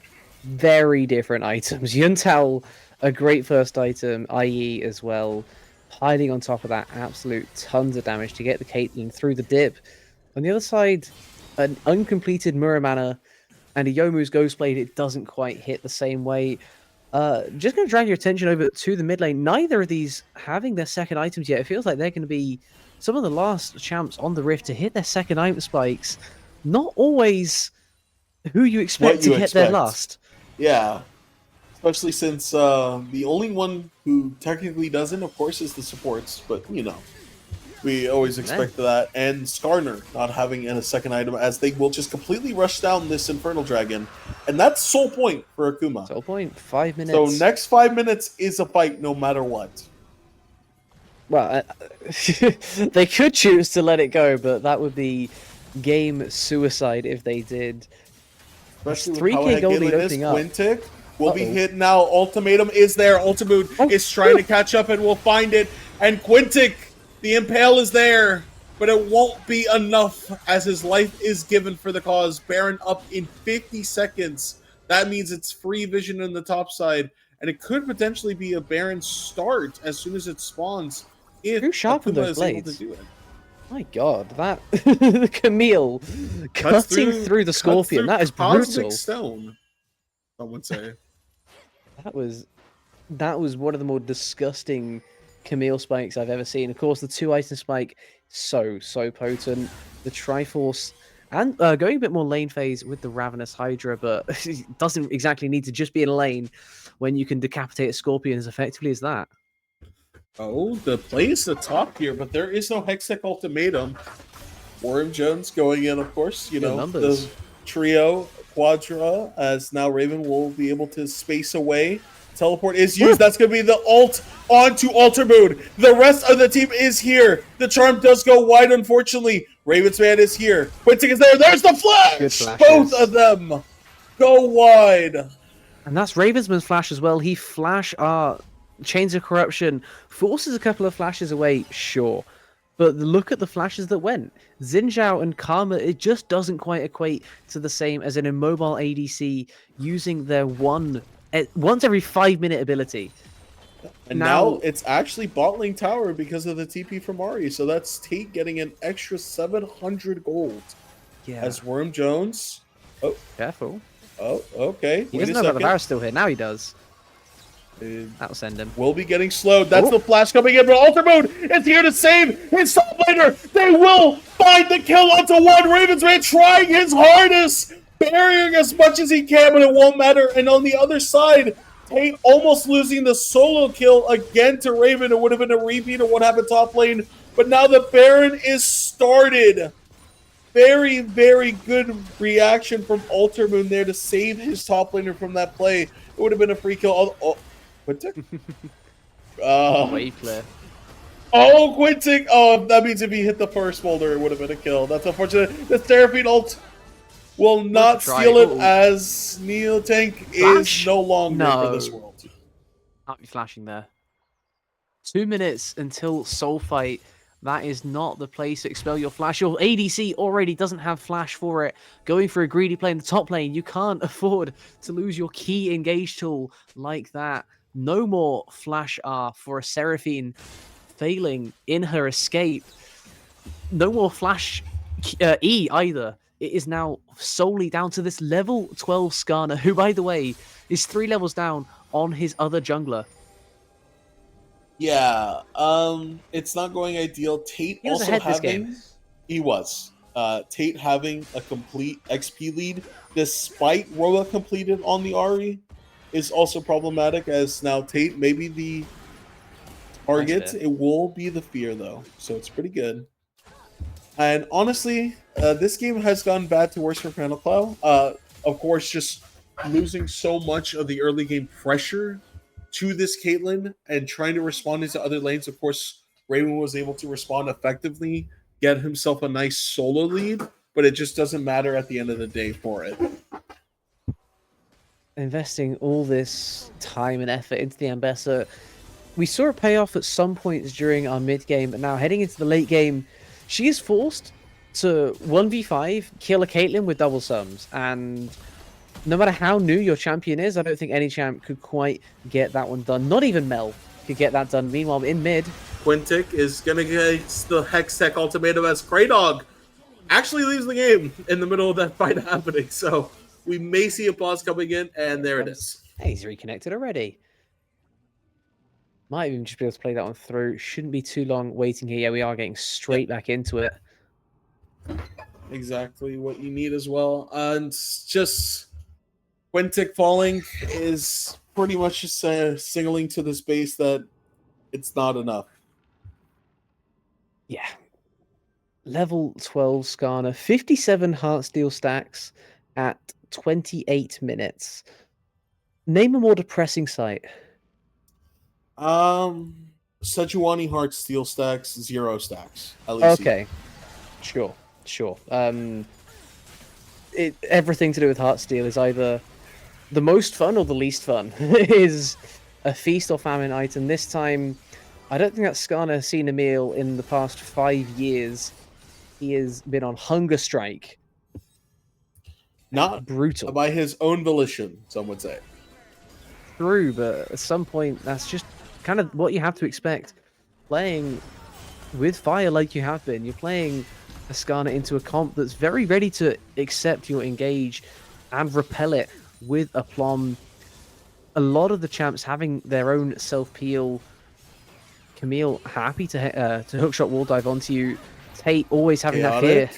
Able to just get away right now. Okay. Quintic actually gets the impale onto the Zinzao. Alter Ego's going in, but that's huge Camille damage. It will mean that 2 have fallen. Alter Ego is somehow still alive. Raven will not find the confirm. The Hextech ultimatum means that Seraphine is not long for this world.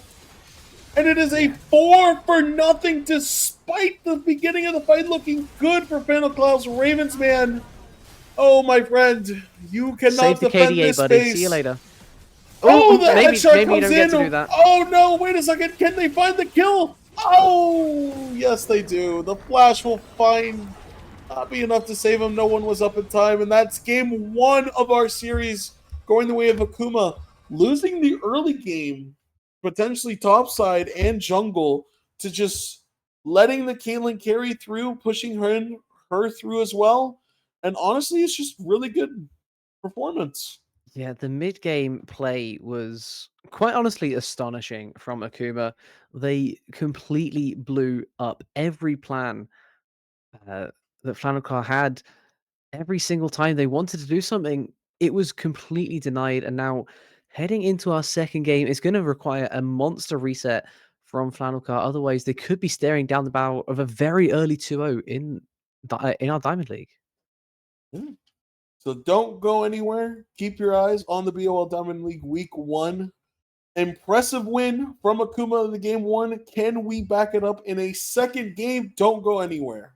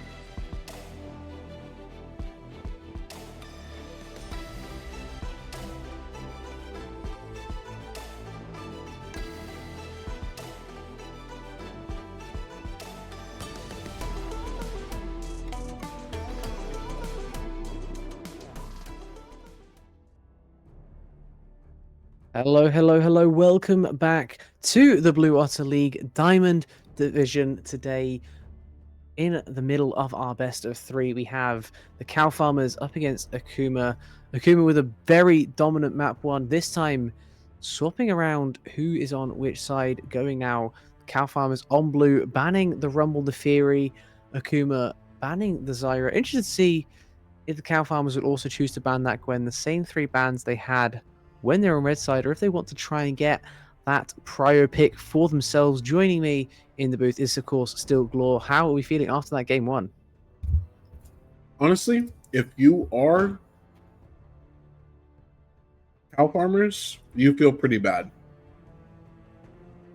Yeah, Game was fair going your enough. way early game, able to get the top ahead as well. Jungle getting a nice lead as well. Somehow getting kills for Ravens man and just pushing that advantage, but in the end, just slowly dying. It felt like the second half of that game, honestly. Yeah, it was a very drawn out affair, but Akuma with insane bot pressure coming in, they just completely unrelenting, and throughout it all, we're able to stand up a lot more when the counter attack came in. Looking now into our second game, it is the Gwen let through by the Cow Farmers, not going to be let through by Akuma. They decide you're not allowed to first pick Gwen, not in this meta. You can only have a Cho'Gath for yourself heading over. How do they even want to spawn? I mean, this is very flexible. I've just I've been watching the LCK, and I've seen a Cho'Gath support today, so could go absolutely anywhere.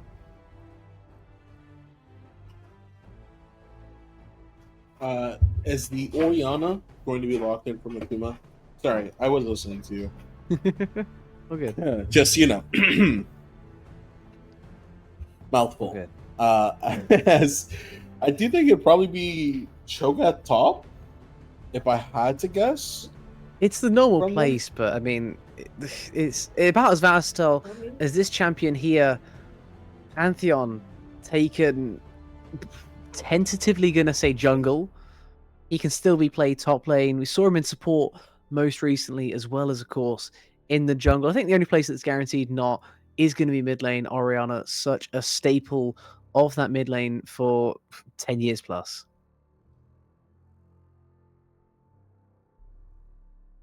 And it will be the Rel lock-in Yeah. as a response. Yeah, I mean, that is very dominant. Clearly removes the Cho'Gath support option. I'm going to lock that in my head, say that is top lane. Heading over, nothing can be revealed much by OPGG's. Conjured Raven has a couple games on it himself. Played very decently in those as well, so let's send that over there for now. Hello, Mundo Jungle. I think. Could be. Another pick that has risen in prior recently is just, hey, other tank jungles work. Let's try the tankiest of tanks.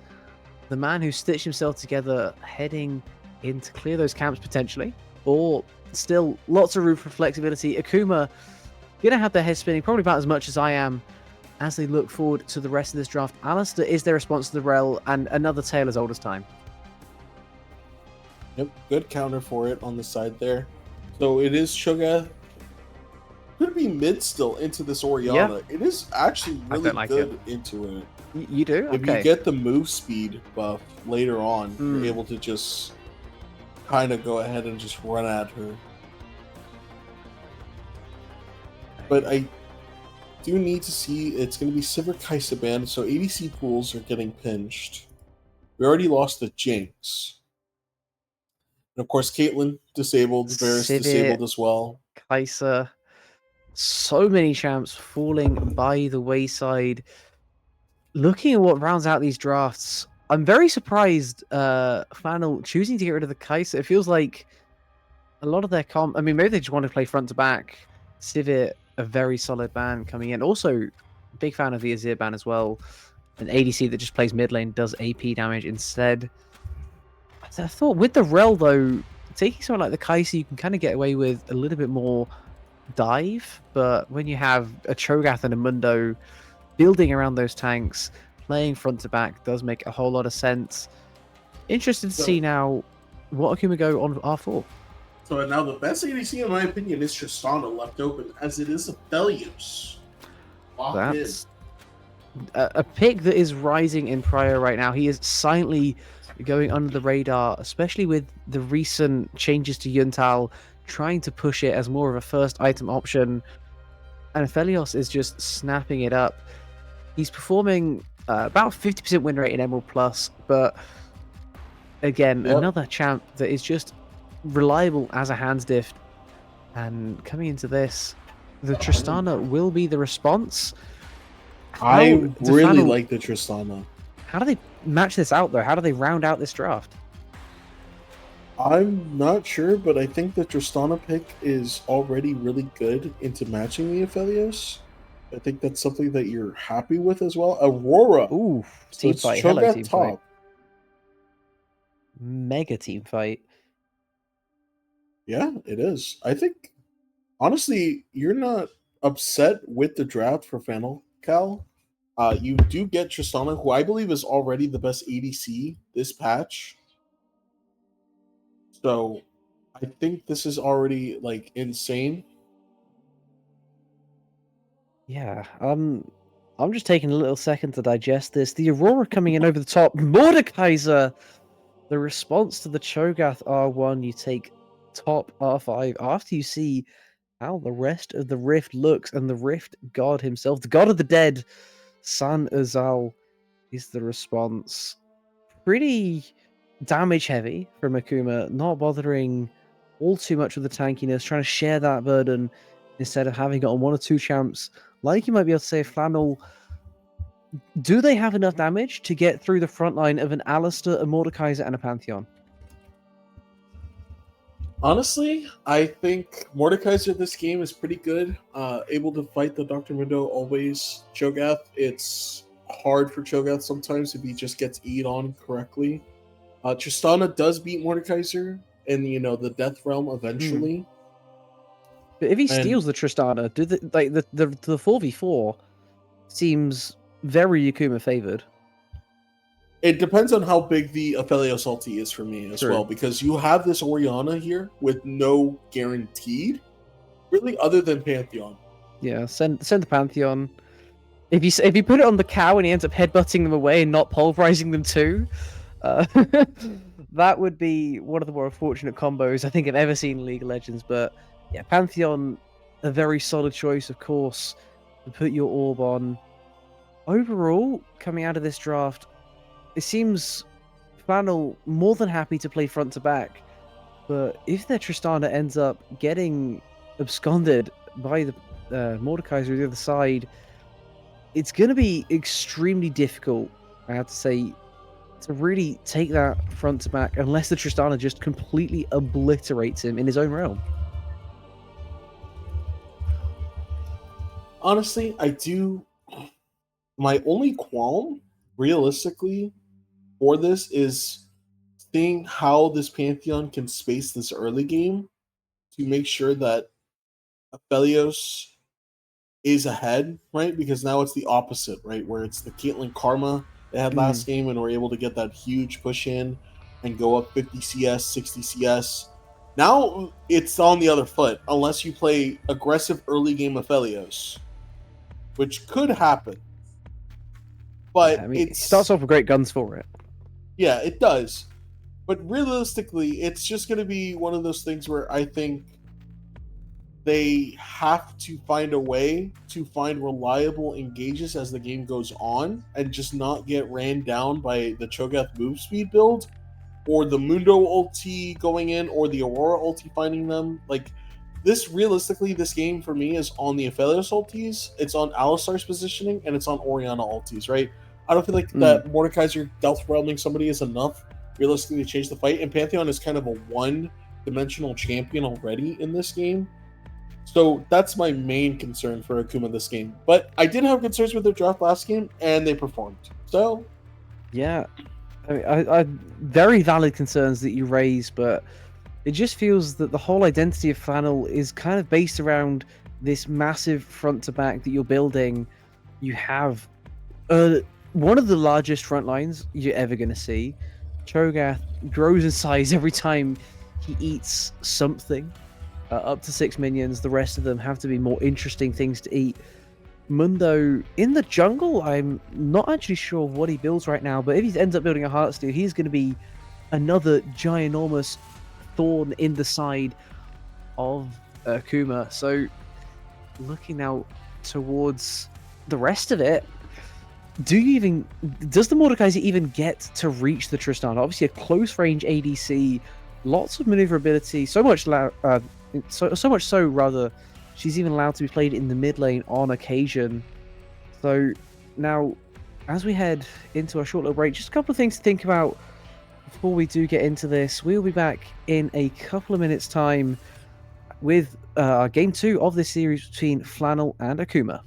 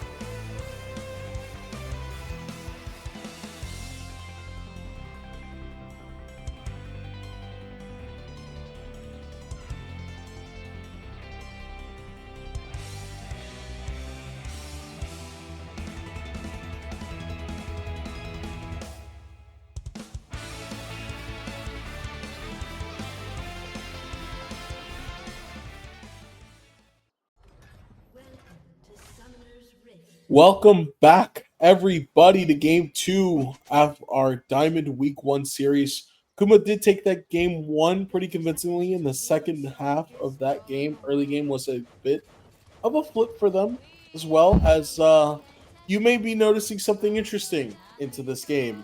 It is going to be Cho'Gath, Rel bot lane, Tristana mid, Aurora top.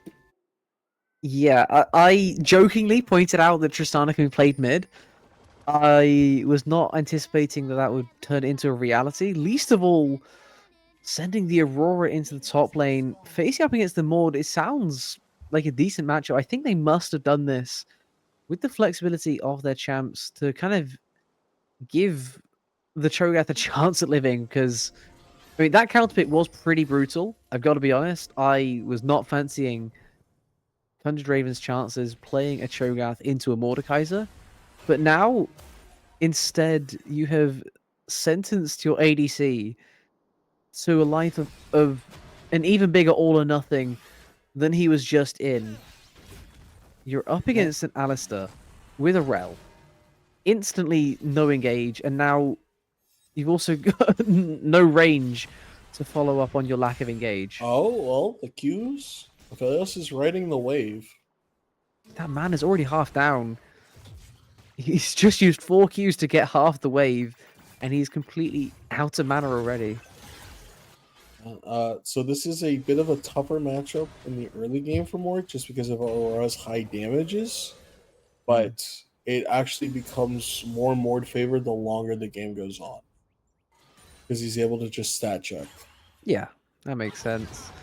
It had to be for early laning. This would go down.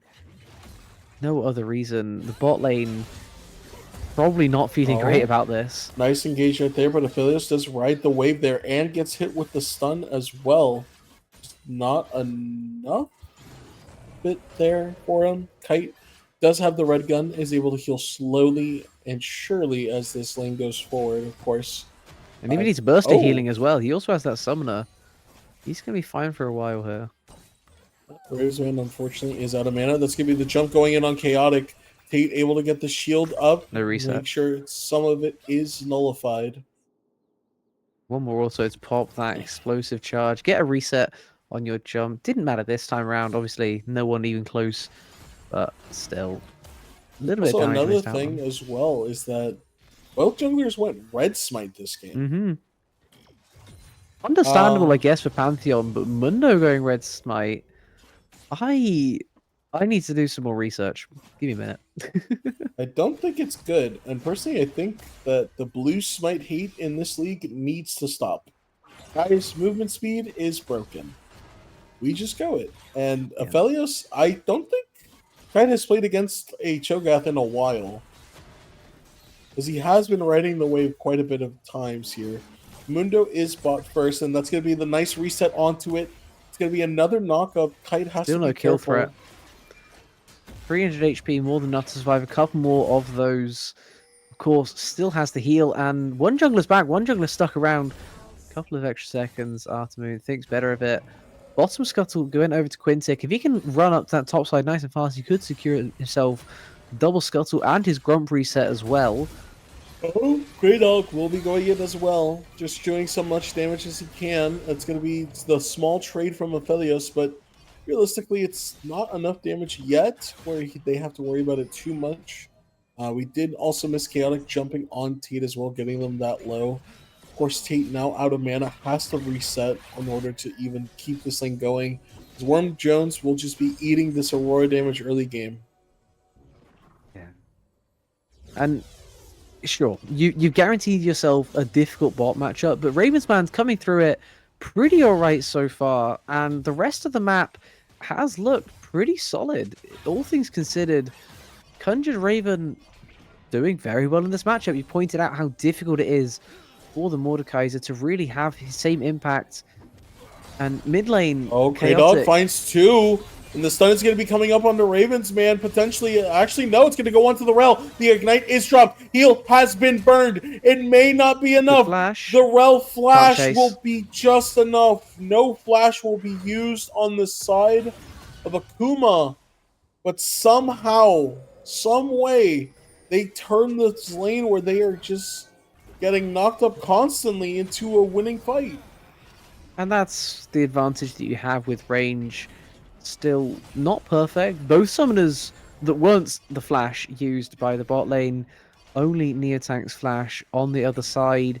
And Ravensman now has a way to farm an attack. He's lost about 10 Oh, CS the overall. dive is here. Ultramoon is there. That's going to be going in. That's going to be one tower shot on the Great Dog, but it won't matter. The Pantheon empowered Q finds the first blood. Ravensman does have the TP, but it's already not looking too good on the side of Flannel. Just as I was saying that everything is fine, everything's sunshine and daisies, he gets dove by perfect Pantheon timer. Drake now started as well with Mundo on those grubs. And okay, sure, he has TP. It could be a lot worse. He could also lose that wave, but he now is down so much. Aphelios, a BF sword back. Can you ask for more on an ADC? Well, as Chaotic will jump in again, just do the same trading powers pretty much. Void Grubs has been taken first. Mountain Dragon is there as well. Mundo looking mid, potentially. Don't think much comes out of it. I don't even know if the Oriana W was able to pop his spell shield there. It didn't look like it. I think he still has that spell shield up. It has to be hard CC. Hard CC. Yeah. Interesting how many different types of spell shields there are and what pops all the different ones, but I mean Quintic basically running around the map pretty free for a long time.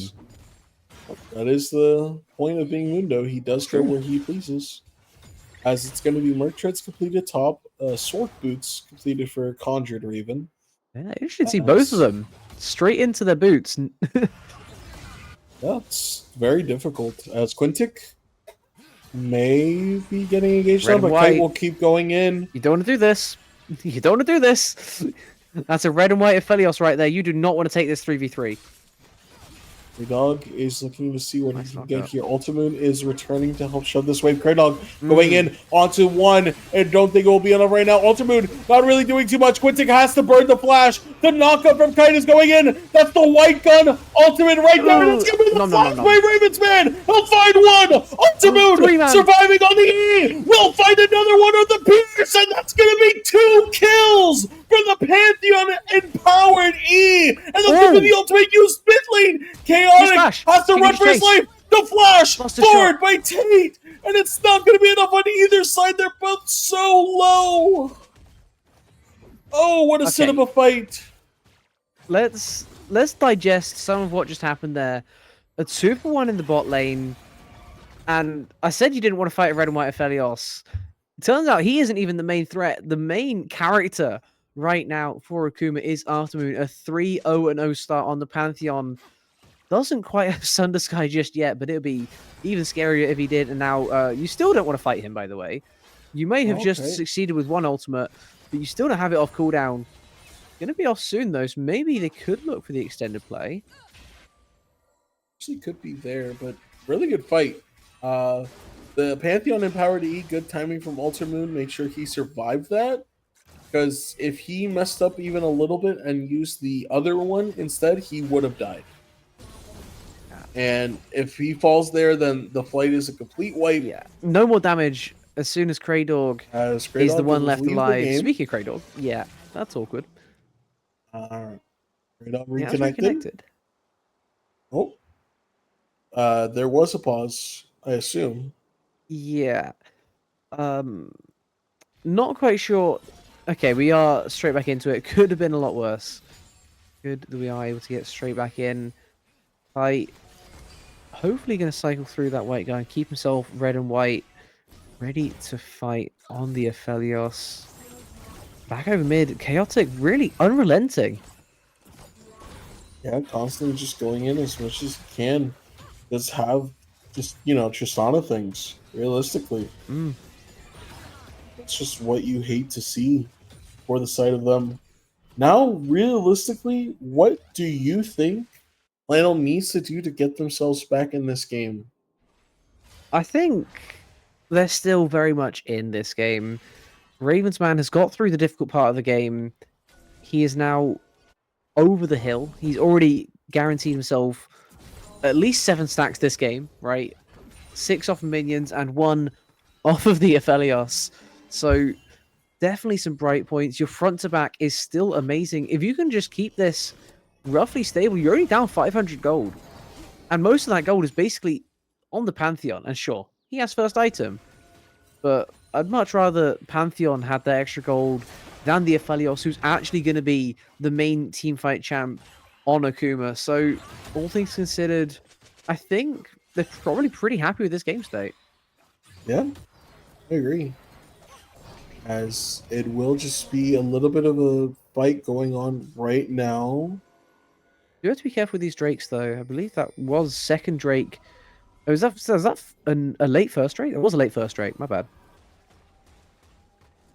Yeah, I think it was a late first streak, personally. Yeah, that's Cloud not- is so- coming up. And Yeah. honestly, so that means we have Infernal Soul, Hextech, Chemtech, and Ocean. What Yeah, do lots you of great think this game? options.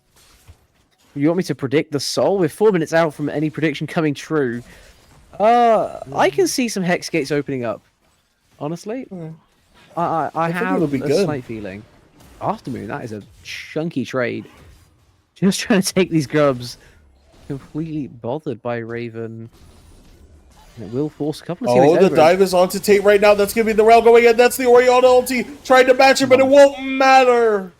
The Chomp is there. Yeah, he is a hungry void monster, and he will not take no for an answer. The teleport response coming in from Worm Jones, so we'll be able to stabilize a little bit, but they've already swung down 500 to now up 7, 8, 900 for a second there. A whole lot of gold headed over their way, as the plates are also really starting to stack up. Tristana putting on the pressure in mid. Aurora left to her own devices in top since the Mordekaiser was forced to teleport bot. Grey Dog actually pushed the scuttle over the wall, so it full hard reset. That's pretty good. Oh, Kite will be getting engaged on, not able to get that Q going in. Yuntal v Yuntal, he didn't even get an auto off. Yeah, it's really hard right now. The mid CS gap is the one we are starting to see protrude through. Honestly, Chaotic. 30 CS. A much better game too, it has to be said. There are a lot of times it kind of felt that we were left wanting something from him in that game one, but this time, sure, no kills, but so much pressure generated just from that explosive charge. He's already guaranteed himself 20 CS on his lane, the most CS in the game, basically up at 10 per minute. He's farming up an absolute storm, and if he can continue this kind of pressure in the mid lane, as it looks like normal lane's going to resume, with Raven's Man taking over the side lane job on a bit of a lower level Cho'Gath. This Tristana's just going to do God's work throughout the rest of this game. Yeah, he has to, in order for, I think, a realistic chance. And for the second I Flannel say something, Cow. they rotate back. Yeah.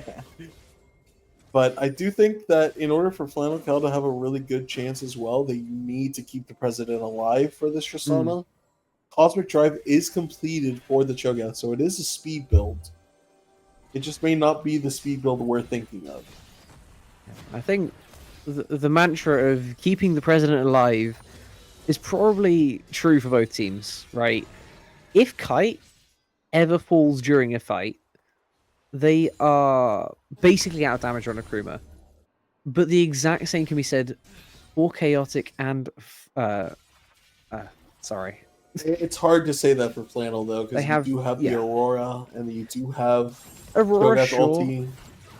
Cho'Gath, it's a bit of a struggle when you to get there in the same way that the Tristana does so much damage up front and throughout. But sure, they do have a little bit more.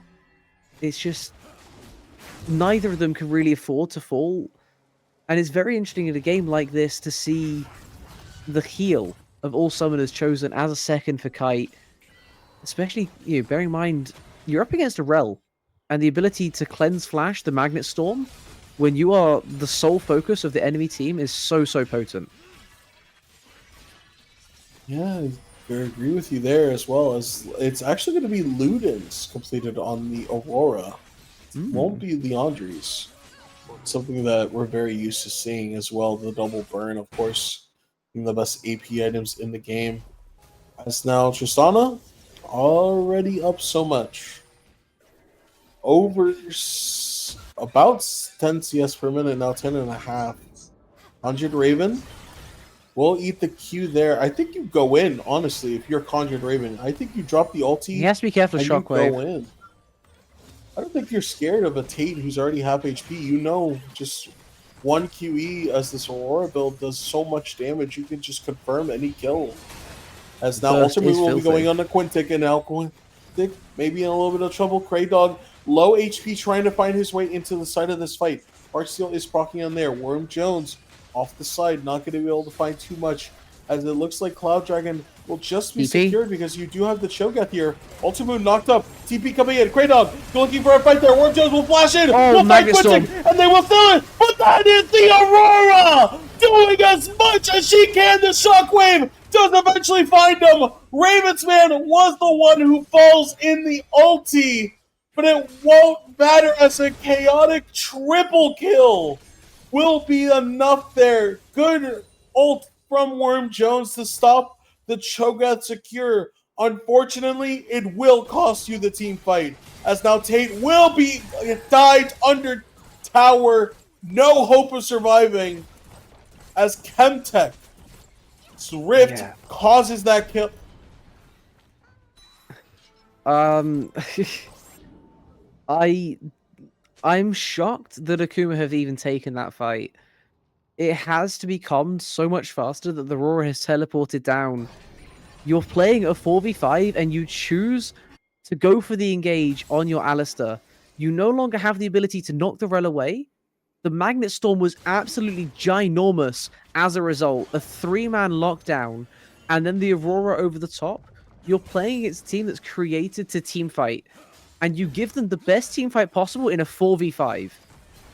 That is not how Akuma are going to win this game too, if they are even going to win it at all after that massive swing in this game. Nice damage onto Kite there, and that's going to be the wrong knockback. Personally, I fear from the side of Kraydog, but the stun is still there. Oh, he did the wrong thing.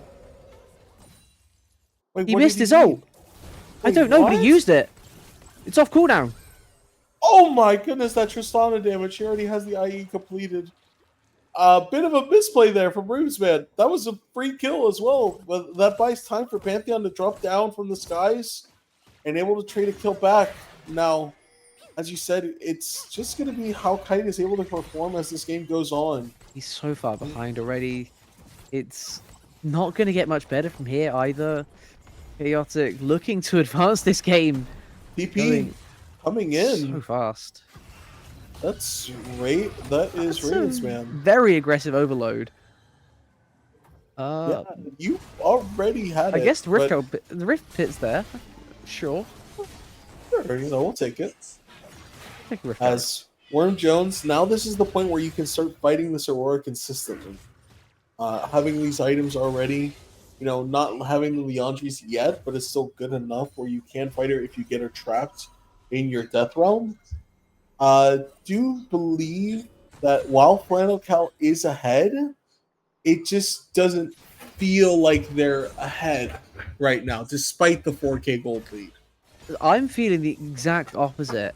It's interesting you say that because I feel that Chaotic's map presence has been absolutely dominant. But plays like this maybe back up your claim a little bit more than mine. Ravensman a little bit off guard, overstepping mid lane. A 5th death already on the Cho'Gath, and that's what you get for fighting against Aphelios when those two guns are present. Yeah, honestly, it gets harder and harder for them as this game goes on, but I do think it'll be okay. You just have to make sure, as there is the Death Realm, and just like I was saying earlier, but Chaotic comes out on top. The no armor Mordekaiser, not able to find that kill despite stealing all those stats. And Tristana has now secured all 3 outer towers of the game herself. And that is potentially the worst timing for a death as well. Worm Jones cannot be far off of the Riftmaker that he's opted into, but still can't afford it after dying in the Death Realm. I'm sure if he got that shutdown, he'd have been a little bit over what he needed. So a brutal timing to lose that in that 1v1. As we head our attentions over to the third Drake spawning of the game, a little bit late. A little bit later than normal, at least 20 minutes in for the third Drake spawn. Potential to get Soul Point on the board for Akuma, but they are trailing in this game. They are more than happy to scale if Chaotic lets them scale. If the Tristana decides no, oh no, run away, run away. Also, you're dead. Yeah, no. There's no shot. He used the Seraph there, by the way. The Seraph did get used. It just didn't change anything. Chaotic is way too far ahead in that side lane. Cannot be matched anymore by anyone, or at least any single one. If you send an army, it might work.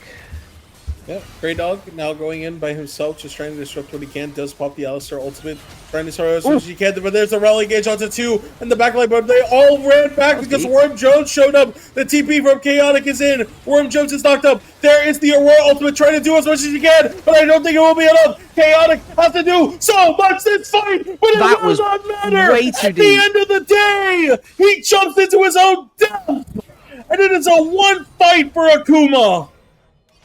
I am shocked that he went for that play. The Soul Respite? Sorry, he's going to carry on. You carry on. Oh, wait a second. It's not going to be the Flash Ravensman! He was not able to execute secure range. it. No, I think he has ultimate. 200 HP left. The ultimate one. He expected his ultimate ability damage one to do more there at the end, but a complete turnaround. Despite what I said earlier, I don't feel like it was just enough control for Flannel yet. And that is the reason why, despite the lead that Chaotic has as well, it's just your Setting Cho'Gath. that lead under the mid-tier 2 is definitely a play. I feel if he could have that one back, he definitely would. It's brutal, honestly. Coming into that fight, it's coming out of it still, a 2k gold lead. They still are ahead. The Tristana has 3 full items, and no one can match her in a side lane. You have to play around that. Playing around your team fight is more than fine when it's given to you, but forcing it over the other team's mid-tier 2 is just suicidal, if I'm going to be brutally honest. The bright spot is that the 960 gold shutdown that Chaotic was holding on to went over to the worst possible member of Akuma. It went over to the Alistar, right? No one wants 1,000 gold in Alistar. Then Kite will just... Yeah, Kite, unfortunate. Bye-bye. Grey Dog is dead, though, but I think this is a nice turn fighter right there. The Wombo combo is in. There is the Pantheon ultimate. Rift Herald is summoned because it timed out. And Akuma with another kill. Hemtech also taken as well. And Akuma just punishes the two of them again. Yeah. 3 minutes from a soul, so they have that to hang on to. Rift Herald will only get a charge onto top, won't get the turret. I mean, they are still getting stretched across the map, even though they are finding positive plays, collapsing on mid after Kite got caught a little bit too far away from home. It's still map pressure going on, and it's another flash forced out. Nice dodge out there from Tate, able to survive as much as he can. Blocks the initial Aurora damage. Ultramoon is looking again here. This is the way they've kind of been playing reactive style like that. Oh my goodness gracious, that man went flying. My favorite part about the Chemtech Rift is how far people get sent when they hit a blast cone. Cho'Gath is it a second item? Can you Oh, Chaotic may be in trouble. It's going to be a nice damage going in right there. That's going to be the flash from Kratos going forward. The stun will be found. Buster Shot has been used, but unfortunately, Chaotic, you cannot run from the king himself. Worm Jones gets the kill credit at the end, dropping the Death Realm. And this Chaotic is now behind another one. Still up 3k. Still up 3k most likely, as now it's going to be another fight going in. Tank just able to get away. Knockup going in onto Kite. Eats the Mundo Cleaver as well. As now, hopefully this fight starts to calm down for them, but it's going to be footsies being played. Ravensman will be hit. Oh, Grey Dog. Yeah. I recall saying that no one can match this Tristana in the side lane, and it's proven true, as it does take the two of them. Oh. Grey Dog in conjunction. Quentic has to be careful now. This is a 4-man. Essentially. Yeah, Worm Jones does live, so it is fine. Yeah, I thought they might even go for the dive there. 1v4 under the tier 1 turret was super low. They had an opportunity to go for that, but Quintic yeah, this time having more stacks on the Heartsteel. much happier time. Mundo, a bit more movement speed as well.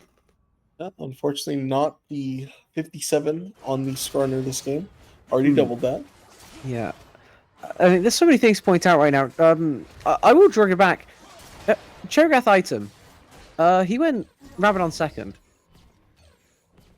I don't know. Honestly, I don't. I mean, fair play. There's not much I can tell you about that, honestly. There comes a point where you just have to respect it. Clearly, yeah, he believes a lot more than I do, because Rabadon's after Cosmic Drive is definitely a choice. And it'll be a lot of damage. He is high burst, so it's a good burst for him as well. It's just, you also have this Aurora pick. It could also be high burst, so I think you go for the CC movement speed build and, go for these confirms across the way as we're still starting to get the Dragon Footsies starting up. It's going to be 35 seconds as Prey Dog will eat that Aurora damage, as I was just mentioning earlier, with all that high burst. He still has Unbreakable Will. True. He's going to be spotted. He's gone. Red Trinket. Oof. Oh, Quinton just completely whiffed. Yeah. Thought he was moving. Turns out he was just standing still. Another thing as well is that Feats is completed for Akuma as well. So Gunmetal Greaves already completed on this Aphelios. You would have loved to have that on this Tristana as well. But you also would have loved to have 6 Grubs as well. But despite you losing all of this as well, as it is going to be chaotic. They're giving over Drake for free, and they are looking to trade Baron for it.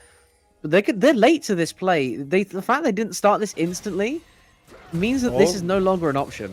They're looking for the bait, and they actually got it right there as well. That's going to be the TP coming in as well, trying to secure this kill. Oh, Rel flashes already, pops the Magus Sword, but it won't matter. Now you don't have the Rel. You do have the Cho'Gath still alive, so Baron is not a complete possibility yet. That cost nothing. That cost absolutely nothing for Akuma. They are being gifted ways back into this one right now, and I'm not really sure why this is happening, but the 45 in mid now, Baron on the table. The road is definitely there for Akuma to really start scaling into this. Aphelios has been behind Tristana the whole game. They are the main win cons that we really have to point out. The other champs on the Rift able to support their ADCs. Another fight goes on. Chaotic does able to get the stun onto Cho'Gath, and that's going to be Ravensman just able to get out as well. Quintic pops the ultimate. Worm Jones is eating a lot of damage in the trade back. Prey Dog goes back in, actually. Is not able to bop the will yet. Kite going forward to see what he can. Can't get stalled here. He's going to get 1v1 by Mundo. Yeah, no, he can't fight this right now. He has to be able to run. Pops the heal. And this fight has been going on for so long. Rel has died. Fully respawned 25 seconds and is now back in this fight. Playing footsies again. No Magnet Storm just yet. A couple of seconds. Going to force the resets out. Blue side jungle also the forfeit of the play. Neither side can really work out their battle lines right now. Neither side can work out who actually has any advantage when we look at our team fights. And it is difficult to say who really is in the ascendancy. But yeah, Atakan handed over. Lots of petals also gonna go over gold. Not necessarily, not gold. The other things. XP and damage headed over just off of some lacking tempo. Oh, Rel, and Rel is caught in the exact same spot. We called back. We turned back time for this as well. Will eventually fall as well, but that's going to be a huge slice coming in. That's Conjured Raven with the big boom, as there will be a fighter 2-man on the Oriana with the Pantheon. Chaotic is here, able to TP in. Will be hit by the Mordekaiser, has to burn the flash. And both supports die this time, but I was trying to say earlier, that fight earlier, you take it if you're Flannel because you deny the soul for the side of Akuma.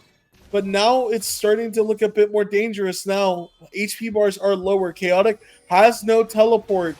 This could be the Baron call. It very well could be. And sure, you got the Atacama, but it costs you all the tempo. You end Yeah, up there it is. trying to save mid, White losing gun, green gun, Neo Aphelios again. is going to go for it. He'll be fine. He'll Yeah, clear and that that's Baron pretty just damn gone. fast. Needs to be careful on his gun rotation. Make sure he gets the white to sync up once more with the red. A little bit overzealous on green, perhaps. I am going through so many different phases of disbelief and confusion this game. The one person that Akuma needs to be fed is not fed, and yet they are still somehow fine. Yeah, honestly, it's just too many deaths from Ravensman this game. You know, does have another needlessly large rod. Will be the Shadow Flame coming out. It's SIE. full AP Cho'Gath in the bot lane. And You know, all the just matchups did not work like out all right. everything. Yeah. I'm struggling to digest what's in front of my eyes right now. Worm Jones feels so threatened in the side lane against Tristana that he has already gone Randuin's third, which makes a whole lot of sense. He is the only person even capable of looking the Tristana in the eye. Quintic! He's in a really bad spot right now, trying to steal those Raptors away, but will survive. Mundo goes where he pleases. The double cronk on the disengage as well. More than happy to take those extra stacks. Oh, Ravensman. They don't need to be fighting over this right now. But that's the problem with this Cho'Gath build, is that he's just not tanky at all. Sure, he has a lot of HP, but they have an Aphelios who can easily just melt your HP, even if it was tank Cho'Gath as well. Yeah, this is not something you need to fight over right now. You give them first access to the river, but this isn't the wave the Drake will spawn on. This, right now, this is the wave the Drake will spawn on. You're fighting into Baron. Don't give up all that pressure for nothing. You're now forced out from that first time. But this time, you could have looked to reaggress as maybe a 5-man. Instead, choosing to play around the side lanes. That makes a whole lot of sense. Top tier 2 is there, but is it worth losing Soul over? Yeah, Probably it's not. Also a good soul for the side of the Alistar healing as well. Aphelios red gun healing. Oriana shield technically. And then Pantheon, well, he's the only one who doesn't. And then Worm Jones able to heal off the W's. Now Quintic will be engaged on again. Does not have the ultimate up. Rel is around the corner to see what he can do to stop this.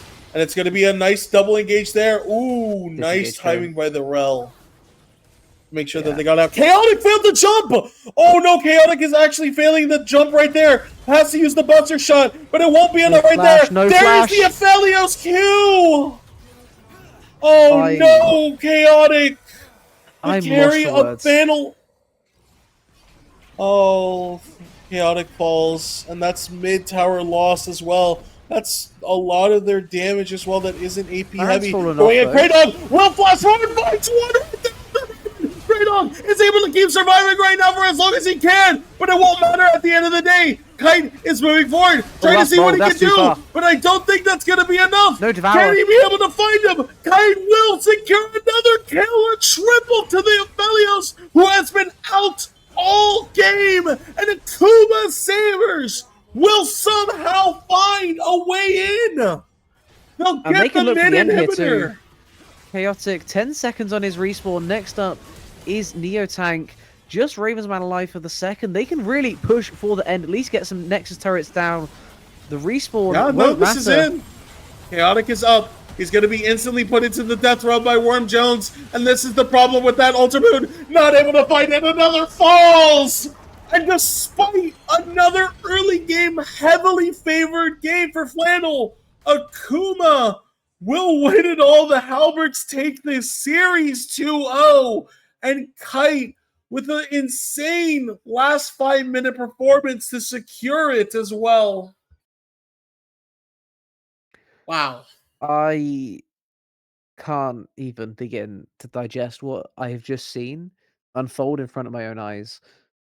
I think the Akuma should have been out of reach. Like this game, that they shouldn't have even had a chance.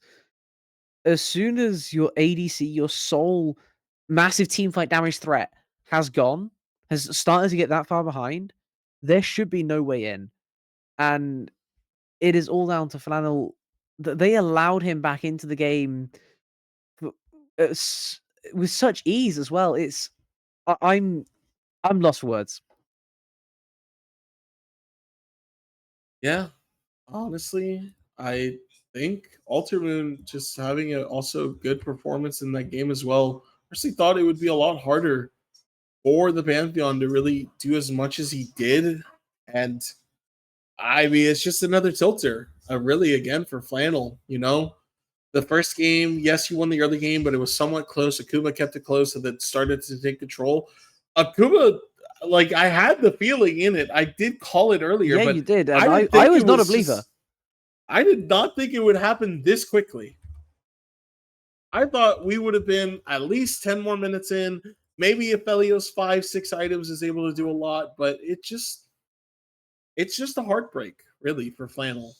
Yeah, I'll be the first to say I was not a believer in the comeback that Akuma had to find because there were so many difficult opportunities that they had to find. They had to find the perfect fights at the right time, and instead of having to find them, they got given to them for free. And it just led to a massive snowball. In the end, the nail in the coffin is fighting consistently against the Aphelios when he's on red and white.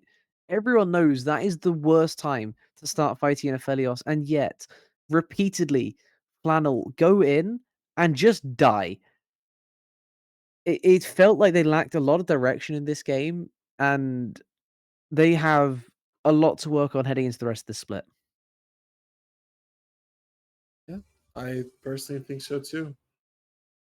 As across the BOL Diamond, we will be revealing some of the results in case all of you have been listening and not been paying attention to it. Mint Chocolate Mix 2-0'd the ID Freaks team. Aura was not enough. Karate Kids able to beat up on the Army. As Elysium Bowling Team will beat Bloom Gaming Rose. Big hit there as well. High Alert was able to handle Merc Ocean. Very unfortunate, you know. XG Jackals handles Glacial Knights 2-0. And Akuma Halberds beats Final Cal 2-0. So pretty much, how many 2-0s did we already have? That's a lot. Surely that's not all the games, though. We do have some games that were rescheduled, of course. Yeah. Well, the other thing is if you're looking for game results coming through, 2-0s happen faster than 2-1s, and if all our games starts at 8 Eastern, some of those 2-1s might not have finished just yet, so we might just have some lack of data bias coming in. The rest of the results will start to filter in as the evening progresses, but from us, from this series in particular, Akuma finding the way. I didn't believe in them that second game, but clearly they had something that I didn't see. Able to pull through, make it a clean 2-0 in the end. Flannel Esports will head out of week one without a single map win. Any closing thoughts for us? No, honestly, just a bit of a disappointment for Flannel. Both games having leads, and then the second game is a bigger heartbreak. But sometimes that's just how League of Legends goes. It really is. But coming out of that, thank you all for watching. I hope you reveled in the degeneracy as much as we did. I have been Root. I have been joined by Glor. Thank you for joining me tonight. We will see you all next time.